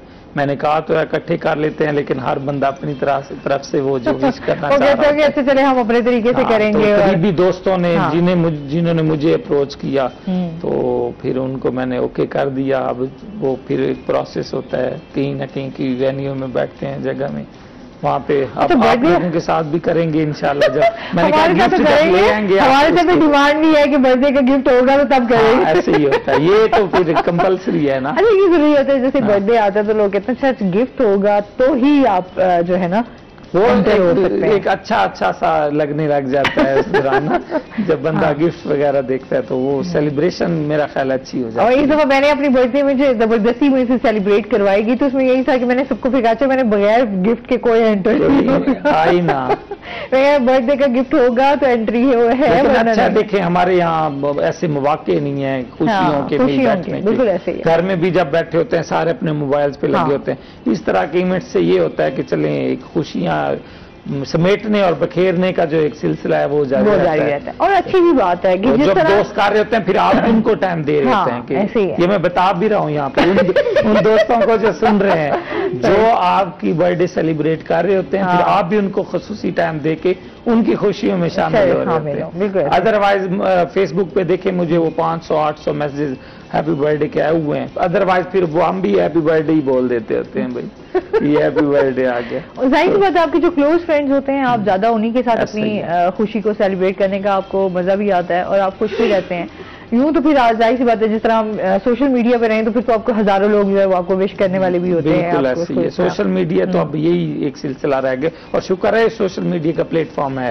ये ना होता लोग एक दूसरे को भूल चुके होते हैं। चले इस बहाने याद भी कर लेते हैं, जो आपको नहीं भी जानते वो आपको विश कर रहे होते हैं। एक सिलसिला अच्छा बन जाता होता है। सही, तो ये जरूरी होता है खुशियों में। अब देख मैं सोच रहा हूँ कि आपकी तरफ से कब एक मैसेज आएगा कि मैंने विश किया था आपको। विश वो आप यानी वो क्लोज वाले नहीं है हमारे, तो आप कुलीग हैं। कुलीग जो मिल बैठ के कहीं ना कहीं कोई नहीं, हमने तो कहा आप हमें ट्रीट दें, हम आप जब भी आप गिफ्ट अरेंज कर ले मुझे बता दें, उसी जगह पे हम बना मैं मतलब कल ही सुबह आऊँ और मैं वो गिफ्ट के बंडल उठाए। नहीं, हमारे ऑफिस में 3 लोग हैं, हम न हैं, हमारे प्रोड्यूसर साहब हैं, आप हैं और अली शिबा। इन 3 ने खास तौर पे कहा कि हमें जो है कहीं बैठ के सेलिब्रेट करना है। मतलब आप चाह रहे हैं सारे कहें मुझे? हाँ सारे नहीं मैसेज दे रहे हैं 3 अच्छा है, वो 3 ठीक हैं। अच्छा 3 ठीक है, 60 होंगे तो अच्छा एक सिलसिला रह जाएगा। तो बनाते हैं, बनाए किस दिन बनाना है, कल परसों का बना लें। चलें जब गिफ्ट आप अरेंज कर लें। बाकी कुछ गिफ्ट आप भी गए वो मुझे पूछ के भी, वो जाने से पहले ना पूछ भी लीजिएगा, सेम तरह के ना आ जाए ना वो भी। इमरान से यही तो की जा सकती कि पहले इनसे पूछे और बताए कि ये कैसा फिर सरप्राइज तो ना हुआ ना। नहीं, आपकी जहाँ आप चाहेंगी उसी रेस्टोरेंट में आपको जो है वो सेलिब्रेशन। चले फिर आप रेडी रहें, हम आपके गिफ्ट ले आएंगे, डोंट वरी। बगैर गिफ्ट के हम बिल्कुल नहीं आएंगे। आप ट्रीट देने वाले बने, हम आ जाएंगे। हम हाजिर हैं, बस ठीक है, जब आप कहेंगे उसी दिन। सही है। अच्छा हमें ये बताएं कि अब घर में किस तरह शरारती हैं या चुलबुली सी या फिर खामोश? मैं घर में सबसे ज्यादा बोलने वाली हूँ। अच्छा। इवन ये होता है कि जो मुझसे बड़ी सिस्टर हैं तो वो डॉक्टर हैं, वो तो यूजली मुझे अपने साथ बैठने नहीं देती। वो जिस रूम में बैठी होती है मैं जाऊँ भी सी तो वो कहते हैं हम ना इधर नहीं आना प्लीज। या फिर ये होता है कि मैं अम्मी के साथ या भाइयों के साथ बैठ के ना तो ज्यादा टाइम में रही हूँ ताकि मैं उनके साथ बातें करूँ, बोलूँ। अगर कोई नहीं बोल रहा होता ना फिर मुझे अच्छा नहीं लग रहा, तो मैं फिर कोशिश करती रहती हूँ कि मेरे साथ बोले, मैं बुलवाती लाजमी हूँ। सही है। और जाहिर सी बात है जो बोलने वाला बंदा होता है ना उसके लिए फिर बड़ा मुश्किल है चुप रहना। अगर थोड़ी देर चुप भी हो जाए ना तो वो खुद भी परेशान हो, मैं क्यों चुप हो, मैं चुप नहीं रह सकती बिल्कुल भी। चले अच्छा, घर में रौनक लगी रहती है, जो बोलने वाला इंसान हो ना तो घर में चहल पहल रहती है, थोड़ी चमक भी रहती है, वरना बंदा खामोशी में तो रह ही रहा होता है। जिस तरह मोबाइल एक गैजेट हमारे पास आ चुका हुआ है, हर बंदा जो है वो मसरूफ होता है उसी में। तो हम ये भी देखते हैं कि अब तो घरों में, बाकी मैं फ्रेंड के घर भी जाऊँ तो ऊपर वाले पोर्शन में अगर सिस्टर बैठी हुई है तो नीचे से मैसेज हो जाते हैं यार नीचे आ जाओ या सिलसिला भी है, खाना ऊपर भेज दो, मतलब इस तरह की चीजें चल रही है। अब देखें घर में हर बंदे के पास मोबाइल है और सारे ही आपस में सलाम दुआ के पास बात बैठ जाते हैं अपने अपने। अब क्या होता है, कोशिश होती है नेट ऑफ कर दिए जाए।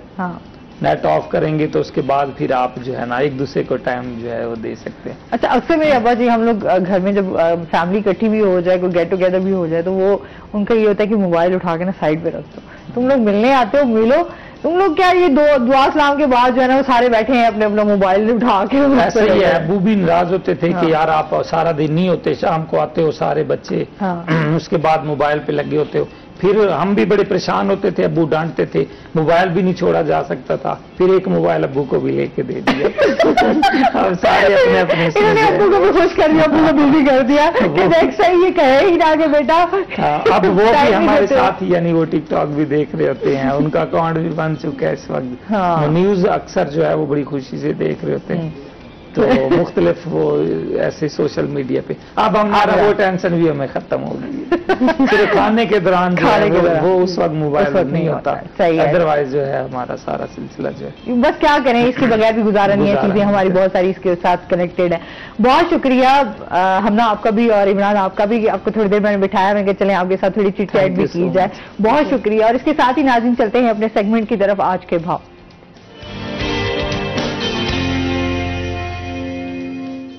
शकील सुल्तान हमारे साथ मौजूद हैं। शकील से जानते हैं आज सब्जियों और फलों का क्या रेट है मार्केट में। जी आसमा, मुल्तान शहर की मार्केट में सब्जियों और फलों के जो भाव हैं उनमें आज के दिन उतार चढ़ाव देखा गया है। जो मौसमी सब्जियां हैं और जो मौसमी फल हैं उनकी कीमतें ऊपर नीचे हो रही होती हैं, लेकिन दीगर जो बुनियादी सब्जियां हैं उनकी कीमतें अभी भी आसमान से बातें कर रही हैं। लहसुन को देख लें, वो 4 सेंचुरियां मुकम्मल करने के बाद नीचे होने का नाम नहीं ले रहा। अदरक 320 रुपये तक बरकरार है।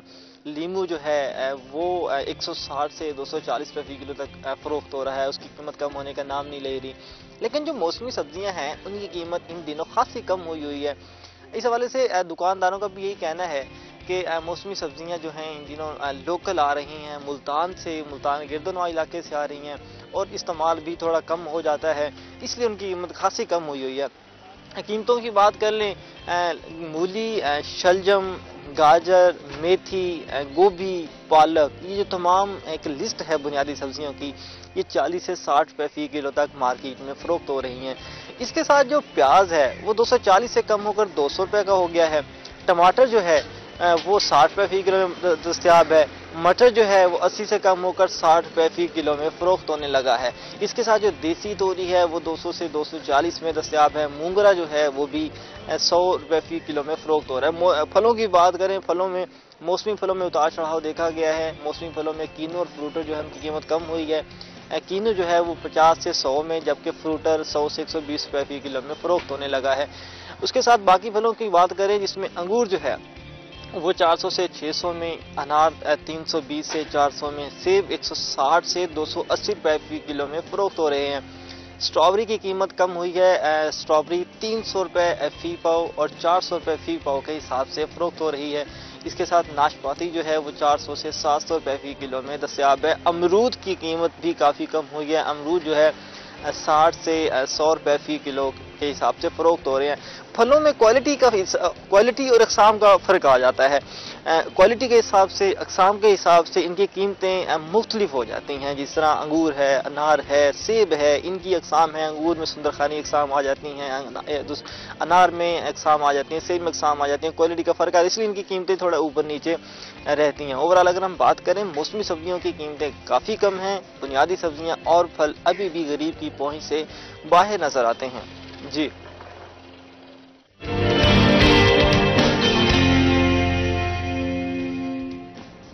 बहुत शुक्रिया शकील सुल्तान आपका। और इसके साथ ही हमारे साथ गेस्ट मौजूद हैं। जी आज हमारे साथ हैं मोहम्मद वाजिद रजा, जो कि मोटिवेशनल स्पीकर हैं। अस्सलाम वालेकुम। जी वालेकुम। कैसे हैं आप? ठीक ठाक हैं? वेलकम करते हैं अपने शो में आपको। मैं अभी कह रही थी कि बड़ी देर कर दी मेहरबान आते आते आप।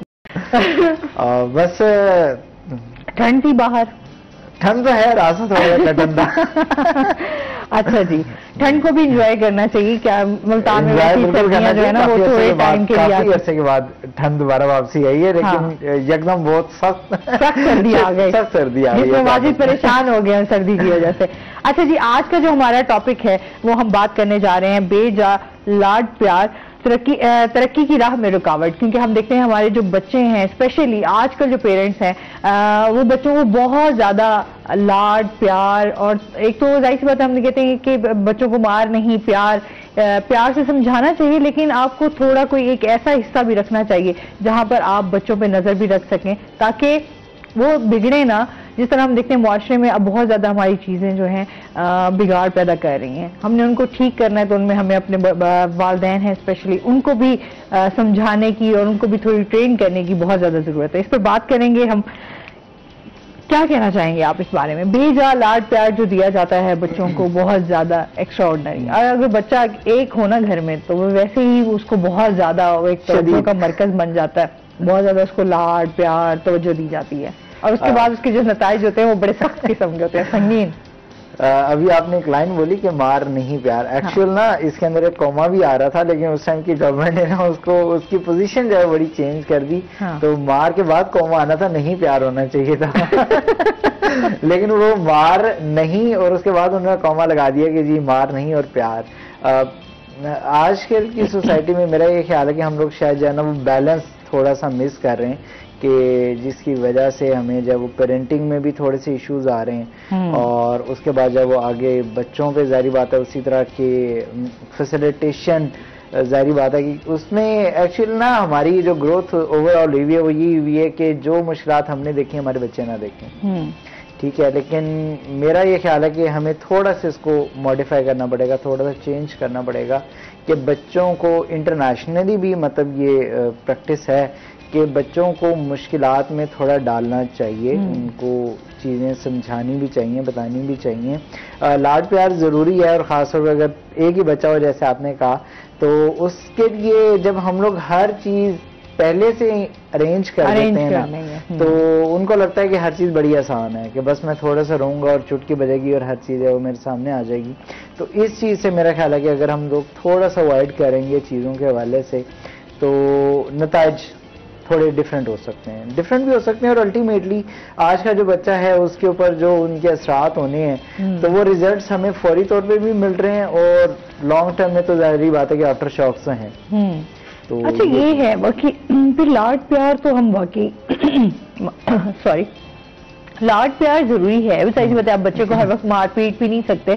अच्छा फिर ज्यादा भी जब हम गुस्सा करेंगे तो बच्चा उससे बिगड़ता ही है, बिल्कुल ऐसे। लेकिन बैलेंस चीजें जो हैं वो बड़ी जरूरी हैं। जिस तरह हमारे पेरेंट्स ने हमें बहुत ज्यादा, मैं खुद जब खिलौती थी तो बहुत ज्यादा लाड प्यार फैमिली की तरफ से भी, और लेकिन ये था कि वालिद साहब की तरफ से उतनी सख्ती भी थी कि चीजों को इस तरह लेके जाना हो, तो यार डर भी होता था अब्बा जी का, अभी तक है डर तो अब्बा जी का स्पेशली।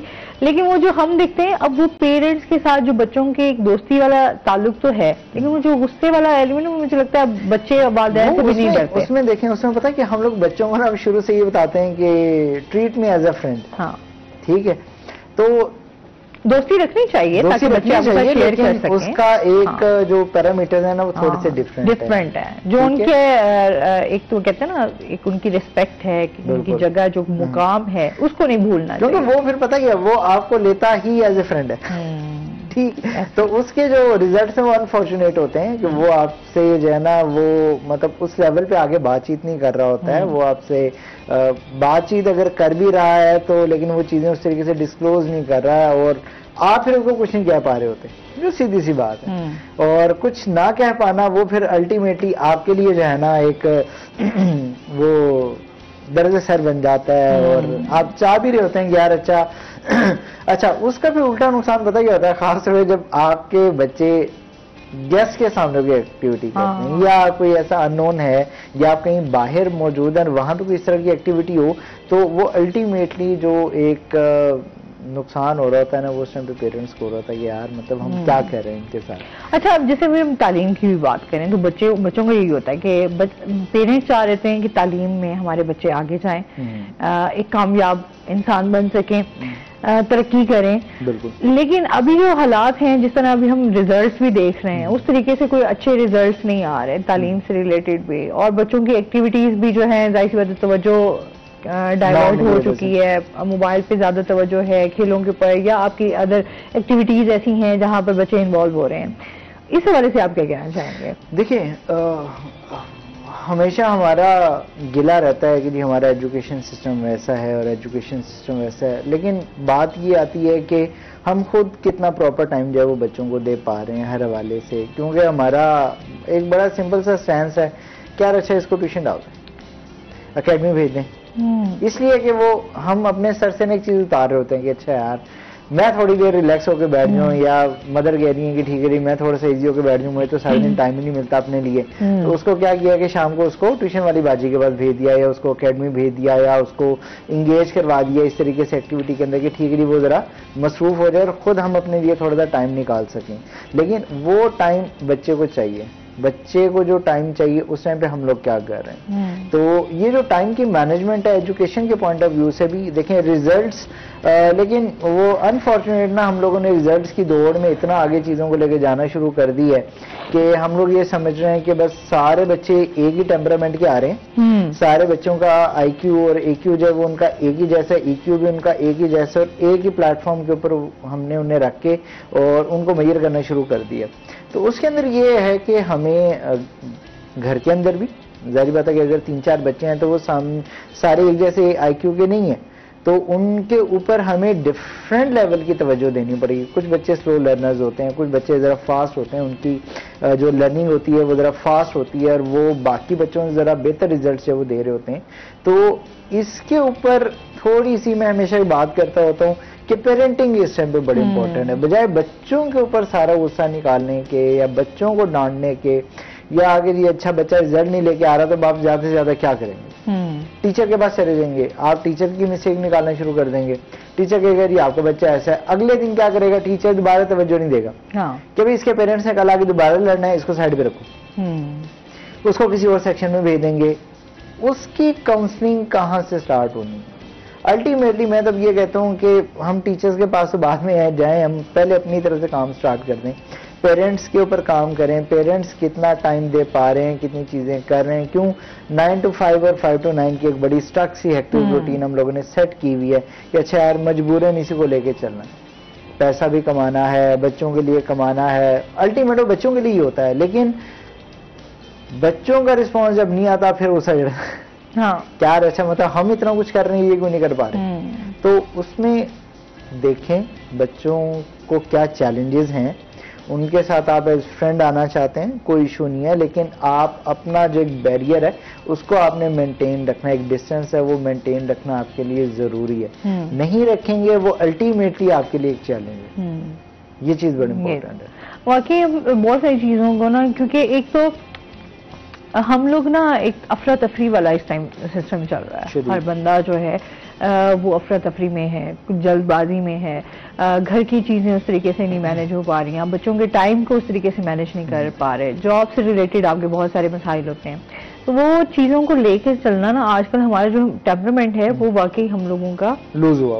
अब देखें अब क्योंकि अब जैसे विंटर वेकेशंस हैं, ठीक है, इसमें अब चाहिए कि बच्चों को कुछ एक्टिविटीज में एंगेज करें। हेल्दी एक्टिविटीज ना बड़ी जरूरी है। जितना हम बात करते हैं स्पोर्ट्स पे, हम अक्सर हम अपने शो में भी बात कर रहे होते हैं, जितना हम बच्चों को हेल्दी एक्टिविटी की तरफ लाएंगे उनका उतना ही माइंडसेट जो एक बना हुआ है कि बस हमने मोबाइल लेना है, इस पे गेम्स खेलनी है, कि हमने सोशल मीडिया हमने उस पे जाना है, हम थोड़ा सा चेंज कर सकते हैं बिल्कुल, जिससे उनका पढ़ाई की तरफ भी सुबह तवज्जो जो है दोबारा दिलाई जा सकती है। इससे मजीद हम बात करेंगे। नाज़रीन अभी हमने जाना है ब्रेक पे, हमारे साथ रहिएगा।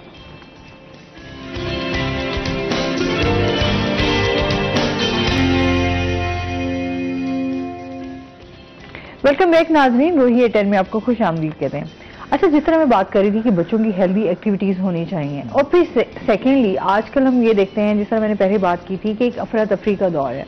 अच्छा, पेरेंट्स जो हैं समटाइम हम ये देखते हैं कि दोनों मियाँ बीवी काम कर रहे हैं तो बच्चों को वो तवज्जो उस तरीके की नहीं मिल रही होती है। अच्छा, कुछ लोगों को बहुत ज्यादा बेतहाशा प्यार और लाड मिल रहा होता है, कुछ को नहीं मिलता।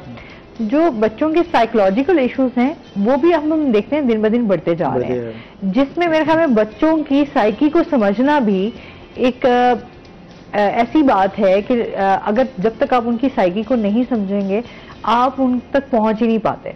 क्या कहना चाहिए ये इस बात पे आप एग्री करते हैं? इसमें जब हम लोग ये बात करते हैं ना कि जी जब पेरेंट्स ये कह रहे होते हैं कि भाई आप मुझे एज अ फ्रेंड भी ट्रीट कर सकते हैं, ये सारे मामला कर सकते हैं, देखिए वहीं पे हम लोग फिर क्या करते हैं, जैसे आपने कहा कि साइकोलॉजिकल जो उनका एक प्रेशर है या साइकोलॉजिकली उनको अगर हम लोग बच्चों को अंडरस्टैंड नहीं कर पा रहे तो हम उनको वो फीडबैक भी नहीं दे सकते, हम उनको वो रिजल्ट भी नहीं दे सकते। ठीक है, सिर्फ अगर जो है ना वो सप्लाई एंड डिमांड पे हम लोग कर रहे हैं कि नहीं जी हमारी डिमांड ये है कि बच्चा जी ये रिजल्ट लेकर आए। अभी जैसे हम लोग ब्रेक में बात कर रहे थे कि बच्चे ये रिजल्ट ले गए, सिर्फ पेरेंट्स की एक डिमांड है यार ऐसे हो जाना चाहिए, ऐसे हो जाना चाहिए। भाई कैसे होगा? बच्चों को हम तरीका नहीं बता रहे कि कैसे होना है, कैसे करना है, ठीक है, और उसको फिर हम लोग छोड़ रहे हैं कि यार अच्छा अकेडमीज के रहमो करम पे, तो वहां पे किस तरीके का एनवायरनमेंट है वो हमें भी पता है, हम भी अकेडमी से पढ़ के आए हैं, कितना बच्चा बैठा हुआ होता है, कितना टीचर का फोकस होता है, कितना वो एक रेवेन्यू जनरेट होता है, वो खैर बाद की बातें हैं, लेकिन अल्टीमेट रिजल्ट क्या है? अब फिर चैलेंज ये आता है कि अगर बच्चों को किसी किस्म का कोई साइकोलॉजिकल इशू है तो हम उसको ट्रीट भी नहीं कर रहे, उसका ट्रीटमेंट भी नहीं कर रहे हैं। क्यों? कि जी अगर बच्चे को हम लोग साइकोलॉजिस्ट के पास लेकर जाएंगे तो इसका मतलब ये होगा कि लोग समझेंगे कि बच्चा पागल है। तो उस डर से, सोसाइटी के डर से हम लोग ये भी नहीं कर रहे, और उसका अल्टीमेट रिजल्ट क्या आ रहा है कि वो बच्चे के ऊपर प्रेशर है, होमवर्क का भी प्रेशर है, पेरेंट्स का भी प्रेशर है, फैमिली का भी प्रेशर है, सोसाइटी का प्रेशर है कि नहीं जी आप कोई बहुत बड़े एटम बम है और आपने बस फटना है। ये देखा जाता है बच्चों के ना, छोटे छोटे बच्चे होते हैं, उनके आप बैग चेक कर लें, आप कितने हैवी बैग होंगे जो बच्चे लेकर जा रहे होंगे पढ़ाई। मतलब हम कुछ दिन पहले भी हम लोग इसी बात पे, कल भी हमारी बल्कि इसी टॉपिक पे बात चल रही थी कि थोड़ा बच्चों को इस हवाले से एक तो हमारा जो एजुकेशन सिस्टम है उसको बेहतर करने की बड़ी जरूरत है। देखिए उसमें भी हमें कुछ इस तरह की तब्दीलियां लानी चाहिए जिससे बच्चे के लिए भी थोड़ी आसानी हो सके। देखिए बात ये है वो भी तालीम को शौक के तौर पे फिर ले सके, क्या ख्याल है? क्योंकि इसके अंदर देखिए हम लोग एक्टिविटीज तो करवा ही नहीं रहे। हाँ। देखिए आपके टाइम पे या हमारे टाइम पे एक रट्टा सिस्टम है, तो नहीं चलता आ रहा है। एक पीरियड होता था, बिल्कुल ठीक है, एक सेशन होता था पूरा, वहां पे बच्चों ने परफॉर्म करना है सारी चीजें। अब क्या आप एक ही इवेंट है, ठीक है, या वो वेलकम पार्टी है या वो फेयरवेल है, उसी पे बच्चों ने सब कुछ करना और खत्म। इस दौरान बच्चे क्या कर रहे हैं, वही नंबर गेम है कि जी 1100 टोटल मार्क्स हैं तो 1098 आपको लेकर आने हैं भाई, ठीक है। 1050 वाला बच्चा तो आप यूं ऐसे कंसीडर कर रहे होते हैं कि अच्छा 50 नंबर कैसे कम हो गए। अच्छा फिर कोविड आया, कोविड की वजह से भी हमारी बहुत सारी चीजें डिस्टर्ब हो गई, उन हालात से भी फिर मतलब इस तरह की अभी तक हम उन चीजों से ही फाइट कर रहे हैं, बच्चे भी हमारे उन चीजों से फाइट कर रहे हैं। हमारा असल में ना हमारा जो सिस्टम ही ऐसा जनरेट कर दिया गया कि अगर हमारे पास हमारे ऊपर कोई वबा आती है ना, ठीक है, तो हम अगले 10 साल उसको कोप अप करने में लगा देते हैं। ठीक है, चलें जी वो आ गया, कोविड आ गया, कोविड आके चला गया, अब सैलाब की दबागरें शुरू हुई है, ठीक हो गया। कितना फोकस है हमारा उस जो है वो उन तमाम इलाकों में जहाँ पे सैलाब आया कि वहाँ के जो बच्चे हैं उनका एजुकेशन पे कितना असर पड़ा, अब उसके लिए रिफॉर्म्स पे क्या काम हो रहा है, क्या चीज़ें हो रही हैं, क्या चीज़ें नहीं हो रही हैं। वो तमाम के तमाम स्टूडेंट्स जो वहाँ से यहाँ पढ़ने के लिए आए हुए थे, बड़े शहरों के अंदर गए हुए थे, उनके लिए जो है वो गवर्नमेंट किस तरह के स्टैंड जो वो ले रही है। अल्टीमेट फिर हम लोग ये कहते हैं कि जी पसमानदा इलाके से आए हुए हैं तो मैं तो कुछ नहीं कर सकता, ठीक है। हमारा स्टूडेंट ये कंसिडर करता है कि जी क्योंकि मैं साउथ पंजाब से हूँ, मैं जो वो मीडियोकर फैमिली से हूँ, तो मीडियोकर फैमिली का एक माइंड सेट ये सेट है कि जी बस बच्चा इतना कमा ले, इतना ले आए, इतना बस सब कुछ खैर है, ठीक माइंडसेट। तो हमें माइंडसेट जो है वो ओवरऑल ही चेंज करना पड़ेगा, ये हमारी भी मजबूरी है। चीजों को देखते हुए उनके स्टैंड हम लोगों को बिल्कुल जो है वो चेंज करने पड़ेंगे। एजुकेशन सिस्टम में तो देखें जितना रिफॉर्म लें कम है, जितने चेंजेस लें उतने ही कम है। तो ये चीज हमारे लिए ओवरऑल भी बड़ी इंपॉर्टेंट होगी कि हम लोग जो है वो स्कूल लेवल से ही बजाय बच्चों के बैग वजनी करने के, उनको अगर हम लोग जो है वो आधा दिन अगर कोई हेल्दी एक्टिविटी में भी लगा रहे हैं तो कम से कम उसकी कोई प्रोडक्टिविटी निकल के सामने आएगी। क्योंकि वो जो है ना वो एक चाइनीज कहावत है कि दरख्त लगाने का जो टाइम था ना वो या तो 10 साल पहले था या आज है। या तो आप 10 साल पहले उसको चेंज कर सकते थे या आज चेंज कर सकते हैं। आज करेंगे तो 10 साल के बाद, वरना फिर दोबारा हम लोग ऐसे डिस्कशन कर रहे होंगे 10 साल के बाद भी, उसका कोई बेनिफिट नहीं है। तो उसमें जिस तरह बच्चों को ट्रेन करने की जरूरत है उसी तरह पेरेंट्स को भी ट्रेन करने की जरूरत है कि उनकी भी थोड़ी मेंटली इस हवाले से की जाए, ट्रेनिंग की जाए कि वो अपने बच्चों को किस तरह गाइड कर सकते हैं, किस तरह लेकर उनके फ्यूचर के हवाले से स्पेशली आप उनको गाइड कर सकते हैं कि किस तरह तरक्की कर सकते हैं। ये चीजें बड़ी जरूरी हैं, पर्सनैलिटी को डेवलपमेंट करना। हम लोग ये कंसिडर पता क्या करते हैं कि ये अच्छा ट्रेनिंग्स हैं या सेशंस हैं और ऑनलाइन पॉडकास्ट चल रही हैं, तो ये हम लोगों ने भी ना ये कंसिडर किया हुआ है just for the sake of entertainment कि अगर ट्रेनिंग्स हैं तो जी वो तो कंपनीज में होती हैं, कंपनीज हैं तो उसमें सिर्फ हम लोग ज्यादातर अगर देखते हैं तो जो हमारा सोशल सेक्टर है वो ये काम कर रहा है, या जो हमारा मेडिसिन का सेक्टर है वो ये काम कर रहा है कि वो अपने पास जो कुछ ट्रेनिंग्स है वो कंडक्ट करवा लेता है। लेकिन पेरेंट्स के ऊपर काम किधर हो रहा है, कहीं पे भी नहीं हो रहा। ये जिम्मेदारी मैं ये समझता हूँ कि हमारे जो टीचर्स हैं जो हमें सुन रहे हैं या जो इंस्टीट्यूशंस हमें सुन रहे हैं, मुझे ये लगता है कि कम से कम उनको ये सेंस लेना चाहिए, उनको अपने पास पेरेंट्स को आप इन्वॉल्व करें ना, आप क्या कर रहे हैं, ठीक है, सोसाइटी को एंगेज करना है बेसिकली। कि अगर एक इंस्टीट्यूशन है वो सिर्फ अपने बच्चों के जो उनके पास स्टूडेंट्स हैं उनको उनके पेरेंट्स को बुला के उनसे बातचीत करता है, ठीक है, जैसे नॉर्मली हम लोग जो वो पीटीएम रखते हैं, और वहां पे जरूरी नहीं है कि आप किसी स्पीकर को ही बुलाएं, आपके इंस्टीट्यूट में ही टीचर्स अवेलेबल होते हैं, वो उन पेरेंट्स के साथ बातचीत करें, उनके साथ डिस्कशंस करें, डिफरेंट टॉपिक्स के ऊपर जो है वो बातचीत करें, वहां से उनके मसाइल को सुने कि अच्छा क्या मसला आ रहा है, फर्दन देख लें। अगर आप जब वो ग्रुप के अंदर करना चाहते हैं, ग्रुप के अंदर पेरेंट्स को बुला के उनकी आपस में इन्वॉल्वमेंट करवाएंगे, तो मेरा ख्याल है कि उसका भी एक बेहतर जो है ना वो नतीजा निकल के सामने आता है। बिल्कुल ऐसे ही है। अच्छा, फिर इसके साथ साथ हम बात करते हैं तरक्की की। तरक्की किस तरह जो है वो उसकी तरफ बढ़ सकते हैं, किस तरह की जा सकती है? देखिए स्टेप बाय स्टेप है ना सारी की सारी चीजें। वो जिससे कि हम लोगों ने बात की कि 10 साल पहले हम लोग अगर एक चीज के ऊपर वर्किंग स्टार्ट करते हैं या आज स्टार्ट करते हैं तो इसका फौरी रिजल्ट मुझे 2 दिन में नहीं मिलेगा अल्टीमेट, ठीक है। तो जब तरक्की की बात करते हैं, डेवलपमेंट की बात करते हैं या प्रोग्रेस की बात करते हैं तो हमें उसके साथ फिर पेशेंस भी चाहिए।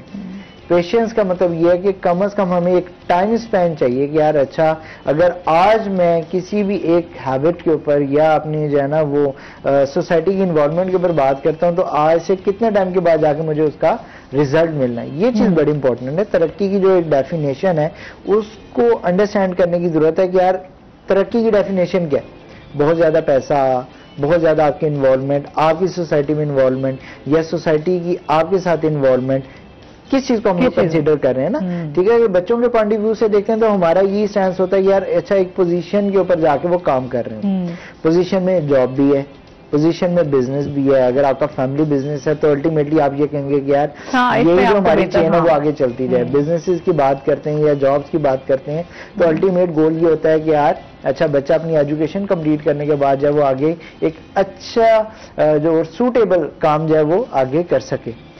इसके लिए क्या है कि अगर हम लोग जो इंटरनेशनल लेवल पे जाके चीजों को स्टडी करते हैं तो वो बच्चों को टीन एज से ये चीजें सिखाना शुरू करते हैं।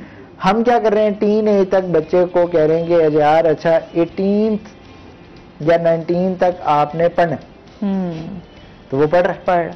क्या पढ़ रहा है वो हमें भी पता है। वो एजुकेशन जो या वो कोर्स जो मैंने पढ़ा वो आज से 10 साल के बाद भी बच्चा वही पढ़ रहा है। कितना चेंज आया? सिर्फ बुक का कवर चेंज हो गया, इससे ज्यादा तो नहीं है। लेकिन मार्केट आज से 10 साल आगे चल रही है, ठीक है। इंटरनेशनल बच्चा ये बात करता है कि मैं इंटरनेशनल लेवल पे जाके मैंने किसी में कुछ चैलेंज करना है, कुछ चीज करनी है, तो उसको हमें इन कामों में इन्वॉल्व करना पड़ेगा। आप उनको बिजनेस स्ट्रेटेजीज भी बताएं, आप उनको फेलियर भी बताएं प्लीज, सिर्फ सक्सेस का ना बताएं, ठीक है। इसी तरीके से जो केस स्टडीज हैं उनके ऊपर कितना काम होना चाहिए, जनरल नॉलेज पे कितना काम होना चाहिए, ये तमाम की तमाम चीजें बड़ी जरूरी हैं कि अगर हम लोग बच्चों को नहीं बताते तो अल्टीमेटली फिर बच्चा हमें गिला करेगा कि जी आपने मुझे नहीं बताया। वो कहते हैं ना जब हम बच्चों को बेतहाशा लाड प्यार भी दे रहे होते हैं, उनको समझा भी रहे होते हैं, लेकिन हम लोग ना उस मुश्किल वक्त के लिए नहीं तैयार कर पा रहे होते, जो कि हम इस चीज से ना खुद तो गुजरे हुए होते हैं, पर हम वो ये कोशिश करते हैं हमारा बच्चा हमारे जो हमसे रिलेटेड है वो इस तरह की, लेकिन वो बड़ा जरूरी है मुश्किलात, क्योंकि जिंदगी एक सी नहीं रहती, अप्स एंड डाउन आपकी जिंदगी में आते हैं। और शायद कभी कभी ऐसा भी होता है कि आपने जो चीज गुजारी हुई थी, आपसे जो बच्चा वो आपसे भी ऊपर वाली चीज उससे गुजर सकता है, तो उस हवाले से उस चीज से मेंटली तौर पर उसको प्रिपेयर करना बड़ा जरूरी है। इसमें मजीद हम बात करेंगे। नाज़रीन अभी हमने जाना ब्रेक पे, हमारे साथ रहिए।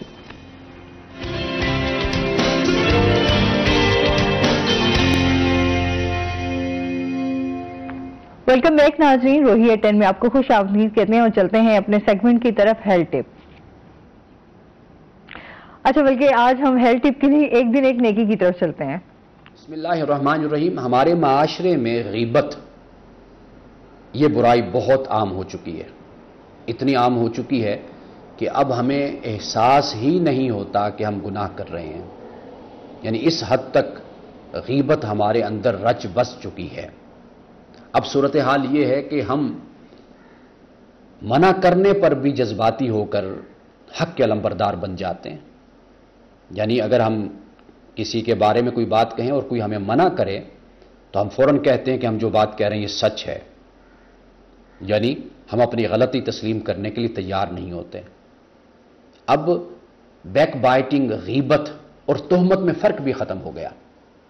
रसूलुल्लाह सल्लल्लाहु अलैहि वसल्लम ने फरमाया कि गीबत ये है कि तुम अपने भाई की गैर मौजूदगी में ऐसी बात कहो जो उसके अंदर मौजूद है और वो इस बात को पसंद ना करे कि मेरी इस ऐब को, इस गलती को किसी और को बताया जाए, उसको आगाह किया जाए। हमारी गीबत है। अगर ऐसी बात की निस्बत तुम अपने भाई की तरफ कर रहे हो जो उसमें है ही नहीं, वो गलती, वो गुनाह, वो जुर्म, तो फिर गोया कि तुम तोहमत लगा रहे हो। और तोहमत की सजा इस्लाम में 80 दुर्रे है, 80 कोड़े है। ये इसलिए मुकर्रर की गई ताकि कोई शख्स भी जुर्रत ना कर सके किसी पर तोहमत लगाने की, किसी पर इल्जाम लगाने की। इस्लाम ने, आप देखिए कि जुर्म पर इतनी बात नहीं की जितनी उस जुर्म को फैलाने पर जो किरदार अदा किया जाता है, या जिस गुनाह को आम करने पर जो किरदार अदा किया जाता है, इस्लाम ने उस पर भी कदगन लगाई, उस पर भी पाबंदी लगाई है। इसलिए गीबत एक ऐसा गुनाह है कि कल क़यामत के दिन जो अल्लाह की बारगाह में हाजिर होगा वो अपने इस गुनाह के साथ हाजिर होगा। और ये वो गुनाह है कि ये लगता तो बहुत ही छोटा सा है, मामूली सा, लेकिन इसके असरात माशरे पर बहुत गहरे मुरतब होते हैं। यानी दुश्मनियों की बुनियाद यही अमल बन जाता है, कत्ल व गारत की बुनियाद ये अमल बन जाता है। इसी अमल की वजह से ही दो भाई आपस में नाराज हो जाते हैं। और ये गीबत होती क्यों है? ये इसलिए होती है कि इंसान में एक हसद जैसी बीमारी मौजूद है। हम किसी को देखते हैं तरक्की करते हुए, आगे बढ़ते हुए, तो हम उसकी तरक्की से जलते हुए हम ऐसे गुनाह और ऐसी खताएं और ऐसे नक्स हम उसकी तरफ मंसूब कर देते हैं कि जो हकीकत में उसके अंदर नहीं होते। तो गोया कि गीबत नहीं बल्कि हम तोहमत लगा रहे होते हैं। और अगर सही एक माशरा मौजूद हो तो ये तोहमत लगाना कभी भी कबूल ना किया जाए। बहुत शुक्रिया अल्लामा साहब आपका। और वाकई आजकल हम जिस तरह देखते हैं हमारे माशरे में बिगाड़ भी इसी चीज़ों से ही पैदा हो रहा है। ये ऐसा है ना वाजिद, आप क्या कहना चाहेंगे इस बारे में? बिल्कुल ऐसे ही है कि जब हम लोग कंपैरिजन पे आ जाते हैं, ये चीजें देखें, यही चीजें जो है ना वो छोटे लेवल से ही स्टार्ट होती हैं। बच्चों को जब हम लोग कहते हैं कि जी उसने इतने मार्क्स लिए और आपने इतने लिए, तो हम एक चीज डेवलप कर रहे हैं और उसके बाद हम लोग ये एक्सपेक्ट कर रहे हैं अच्छा नहीं ये तो कोई मसला ही नहीं है, ठीक है। और ये चीजें बाद में जाके जो है ना वो बड़ा एक चैलेंज बच्चों के लिए भी जनरेट करती हैं। जाहिर बात है कि सबके लिए लाइफ सेम नहीं चल रही होती, कुछ के लिए जो है ना चैलेंजेस ज्यादा हैं, कुछ के लिए चैलेंजेस कम हैं। लेकिन मेरा ख्याल है कि कंपैरिजन को अगर पॉजिटिव लिया जाए तो ज्यादा अच्छा, वो ज्यादा बेहतर है। अच्छा, हम क्योंकि वही ना हम बच्चों के ऊपर एक थोप देते हैं, अच्छा देखो फलां का बच्चा तो इतने नंबर लेकर आ रहा है, फलां का बच्चा इतना पढ़ता है, फलां के बच्चे इतना नॉलेज है। अब हमारे जाहिर सी बात है, जिस तरह आपने बात की कि हर बच्चे की ना दिमागी तौर पे एक सेम नहीं हो सकते, ऐसा ही है। हर किसी का सोचने का समझने का लेवल जो है वो डिफरेंट होता है। अच्छा, उस लिहाज से आप क्या समझते हैं, क्या असरात पड़ते हैं बच्चे के ऊपर कि अगर बच्चे को जबरदस्ती जो है वो उसके ऊपर मुसल्लत कर दिया जाए चीजों को और कहा जाए कि करो? देखिए, असरात की अगर बात करते हैं ना तो अब हमारे पास सुसाइड का केस जो है वो 8th क्लास में भी है। सुसाइड का केस हमारे पास बर्दाश्त नहीं कर सकता तो उसके पास आखिरी सोल्यूशन यही बचता है। उसको अब आखिरी सोल्यूशन ये है यार अच्छा ठीक है मैं आजाद हो जाता हूँ। वो चाहे वो जो दर्द है वो आगे शिफ्ट हो गया फैमिली के अंदर, क्या वो बैठे हुए सारी उम्र उनको एक ही है कि जी अच्छा एक ही बच्चा था उसने सुसाइड कर लिया, रीजन क्या थी उसके पीछे? कभी हमने ये अंडरस्टैंड करने की कोशिश की? यही देखा नंबरिंग की वजह से, अगर किसी बच्चे का नंबर कम आ गए हैं और वो कुछ इस वजह से भी बच्चे वो प्रेशर बर्दाश्त नहीं कर पाते और अपनी ये एंड रिजल्ट है। मतलब इसके बाद क्या है आपके पास कुछ भी नहीं है ना। आप जो है वो चीजों को मतलब आप टाइम मशीन तो है नहीं आपके पास कि ठीक है बटन दबाएंगे दोबारा पीछे चले जाएंगे, फिर बच्चे को समझाएंगे अच्छा नहीं हमसे गलती होगी दोबारा कर लेते हैं, ऐसा नहीं है। तो हमें इस चीज को पहले से ही अंडरस्टैंड करना है कि देखें नंबर गेम चल रही है, हमारी मजबूरी है अब ये, लेकिन आप उसको मॉडिफाई कर सकते हैं। आप बच्चे को समझा सकते हैं यार अच्छा ठीक है इतने % मार्क्स लेकर आते हो, we are okay with it, आगे आपको बेहतर परफॉर्म करना है, आप बहुत अच्छा कर रहे हो। अच्छा, आपने समझते जो बच्चे हम पेरेंट्स की खुशी होती है, जाहिर सी बात है जो पेरेंट्स अपनी जिंदगी में नहीं अचीव कर पाते वो यही कहते हैं कि अच्छा बच्चे हमारे जो हैं वो चीज वो लाजमी करते हैं। जैसा अगर हम कहेंगे अच्छा जी हमारा मेरे वालिद साहब का ख्वाब था मैं डॉक्टर बनूं, जो कि मैं डॉक्टर नहीं बन सकी। अच्छा, वो होता है ना कि वो सिर्फ पेरेंट्स की ख्वाहिश होती है कि जो बच्चे में जो इंटरेस्ट होता है वो उसी को ही लेके चलता है। कुछ के पेरेंट्स नहीं सपोर्ट करते, कुछ के कर जाते हैं। उस हवाले से उस हवाले से बताइए कि अगर बच्चों के इस हवाले से कि अब बच्चों पे आप नाराजगी जाहिर करते हैं या समटाइम पेरेंट्स इतने वो हो जाते हैं कि बच्चों को भी घरों से बाहर निकाल देते हैं कि अगर ये तुम नहीं कर सकते तो फिर जाओ आप अपनी लाइफ को उस तरीके से जियो। देखिए इसके अंदर दो सिचुएशंस होती हैं नॉर्मली। एक वो है कि जी पेरेंट्स की चाहत है, ठीक है। अच्छा, अगर पेरेंट की चाहत है तो अब पेरेंट्स को फिर ये अंडरस्टैंड करना पड़ेगा कि आप कम से कम अपने बच्चे की कैपेसिटी चेक कर लें। हाँ, बच्चा कर सकता है या नहीं, हाँ। नहीं पहुंच सकता, आप उसको थोड़ा सा फ्रीडम दें। जब हम लोग बच्चे का फ्रीडम स्नैच करते हैं ना, तो उसके रिजल्ट में फिर बच्चा कहता है ओके ठीक है। और जब बच्चा कहता है ना कि ओके ठीक है, अब मैं ये करूंगा, मैं ऐसे करूंगा, तो वो अल्टीमेट वो आपके लिए ही दुख वाली बात है, ठीक है। फिर बैठ के रोना और ये सारे मामला। अच्छा, कुछ लोग ऐसे भी जिनसे मेरा अभी फ्रेंड सर्कल में, हाँ, इमोशनल ब्लैकमेलिंग चलती है। मैं उससे पूछूं डॉक्टर बन जाते हैं, मतलब इंटरेस्ट नहीं होता बट वो डॉक्टर बने हुए हैं। जब उनसे पूछा जाएगा यार मेरे पास एक मशीन बने हुए हम, तो इस टाइम मतलब जो लाइफ का एक आपका एक अपनी जो चीजें थी या गोल्स थे या प्लान थे या आप जो सोच रहे थे वो खत्म, वो ख्वाहिशात आपकी खत्म। अब यहाँ पे एक केस स्टडी आई थी हमारे पास, और वो बच्चा ये कहता है कि जी मुझे ना आप मास्टर्स में कोई परफॉर्मिंग आर्ट का कोई कोर्स इंटरनेशनल लेवल पे ना ढूंढ के दें। अच्छा। मैंने कहा जी आपकी बेसिक एजुकेशन क्या है? उसने कहा मैं MBBS डॉक्टर हूँ। कि शुरू से मेरा इंटरेस्ट जो था वो था परफॉर्मिंग आर्ट्स में, लेकिन मेरे पेरेंट्स की चाहत ये थी कि जी आप डॉक्टर बने, मुसल्लत हो जाए। ठीक है, अब देखिए मुसल्लत करवा भी लिया आपने, बच्चे के 5 साल जाया भी कर लिए खुशी से, ठीक। अब क्या करेंगे? अब वो बच्चा अगर प्रैक्टिस नहीं कर रहा, वो क्लिनिकल साइड पे नहीं आ रहा, अब उसका ब्लेम आप किसको करेंगे? बच्चे को करेंगे या पेरेंट्स को करेंगे? ठीक, ये ना ये चीजें हमें बड़ी समझने की जरूरत है कि बच्चे का इंटरेस्ट किस चीज में है। ऐसा ही। अच्छा, फिर जो जिस बच्चे का जिस चीज में इंटरेस्ट होगा ना वो उसको बेहतर कर सकता है अगर उसे मौका दिया जाए। उसको मौका तो दें, वो आपको, हाँ देखिए, अगर वो आप उसको मौका दे रहे हैं और एंड रिजल्ट वो मतलब नहीं उस तरीके से कर पा रहा, फिर आप कहते हैं हाँ जी कर ली तसल्ली हो गया, ठीक है। अच्छा, अब बच्चा कहेगा जी हाँ जी अब मैंने कर ली अपनी मर्जी, अब मैं आप वाली मर्जी भी कर लेता हूँ। ये तो शादी वाले भी नहीं कह रहे, अच्छा माँ बाप की शादी पसंद की शादी कर ली, हो अच्छा हो सुकून आ गया। तो इस हवाले से भी बहुत सारी चीजें हमारी अपनी स्टडीज को, इन चीजों को भी बेहतर करने की जरूरत है। कोई मैसेज देना चाहें? बहुत शुक्रिया, बहुत अच्छा लगा हमारे शो का। हमेशा की तरह ये कि जी खुश रहें, आबाद रहें और एक दूसरे की जो वैल्यूज हैं और उनका एहतराम करें, एक दूसरे की जो कम्युनिकेशन है उसका जरा एहतराम करें, रिस्पेक्ट दें अगले बंदे को।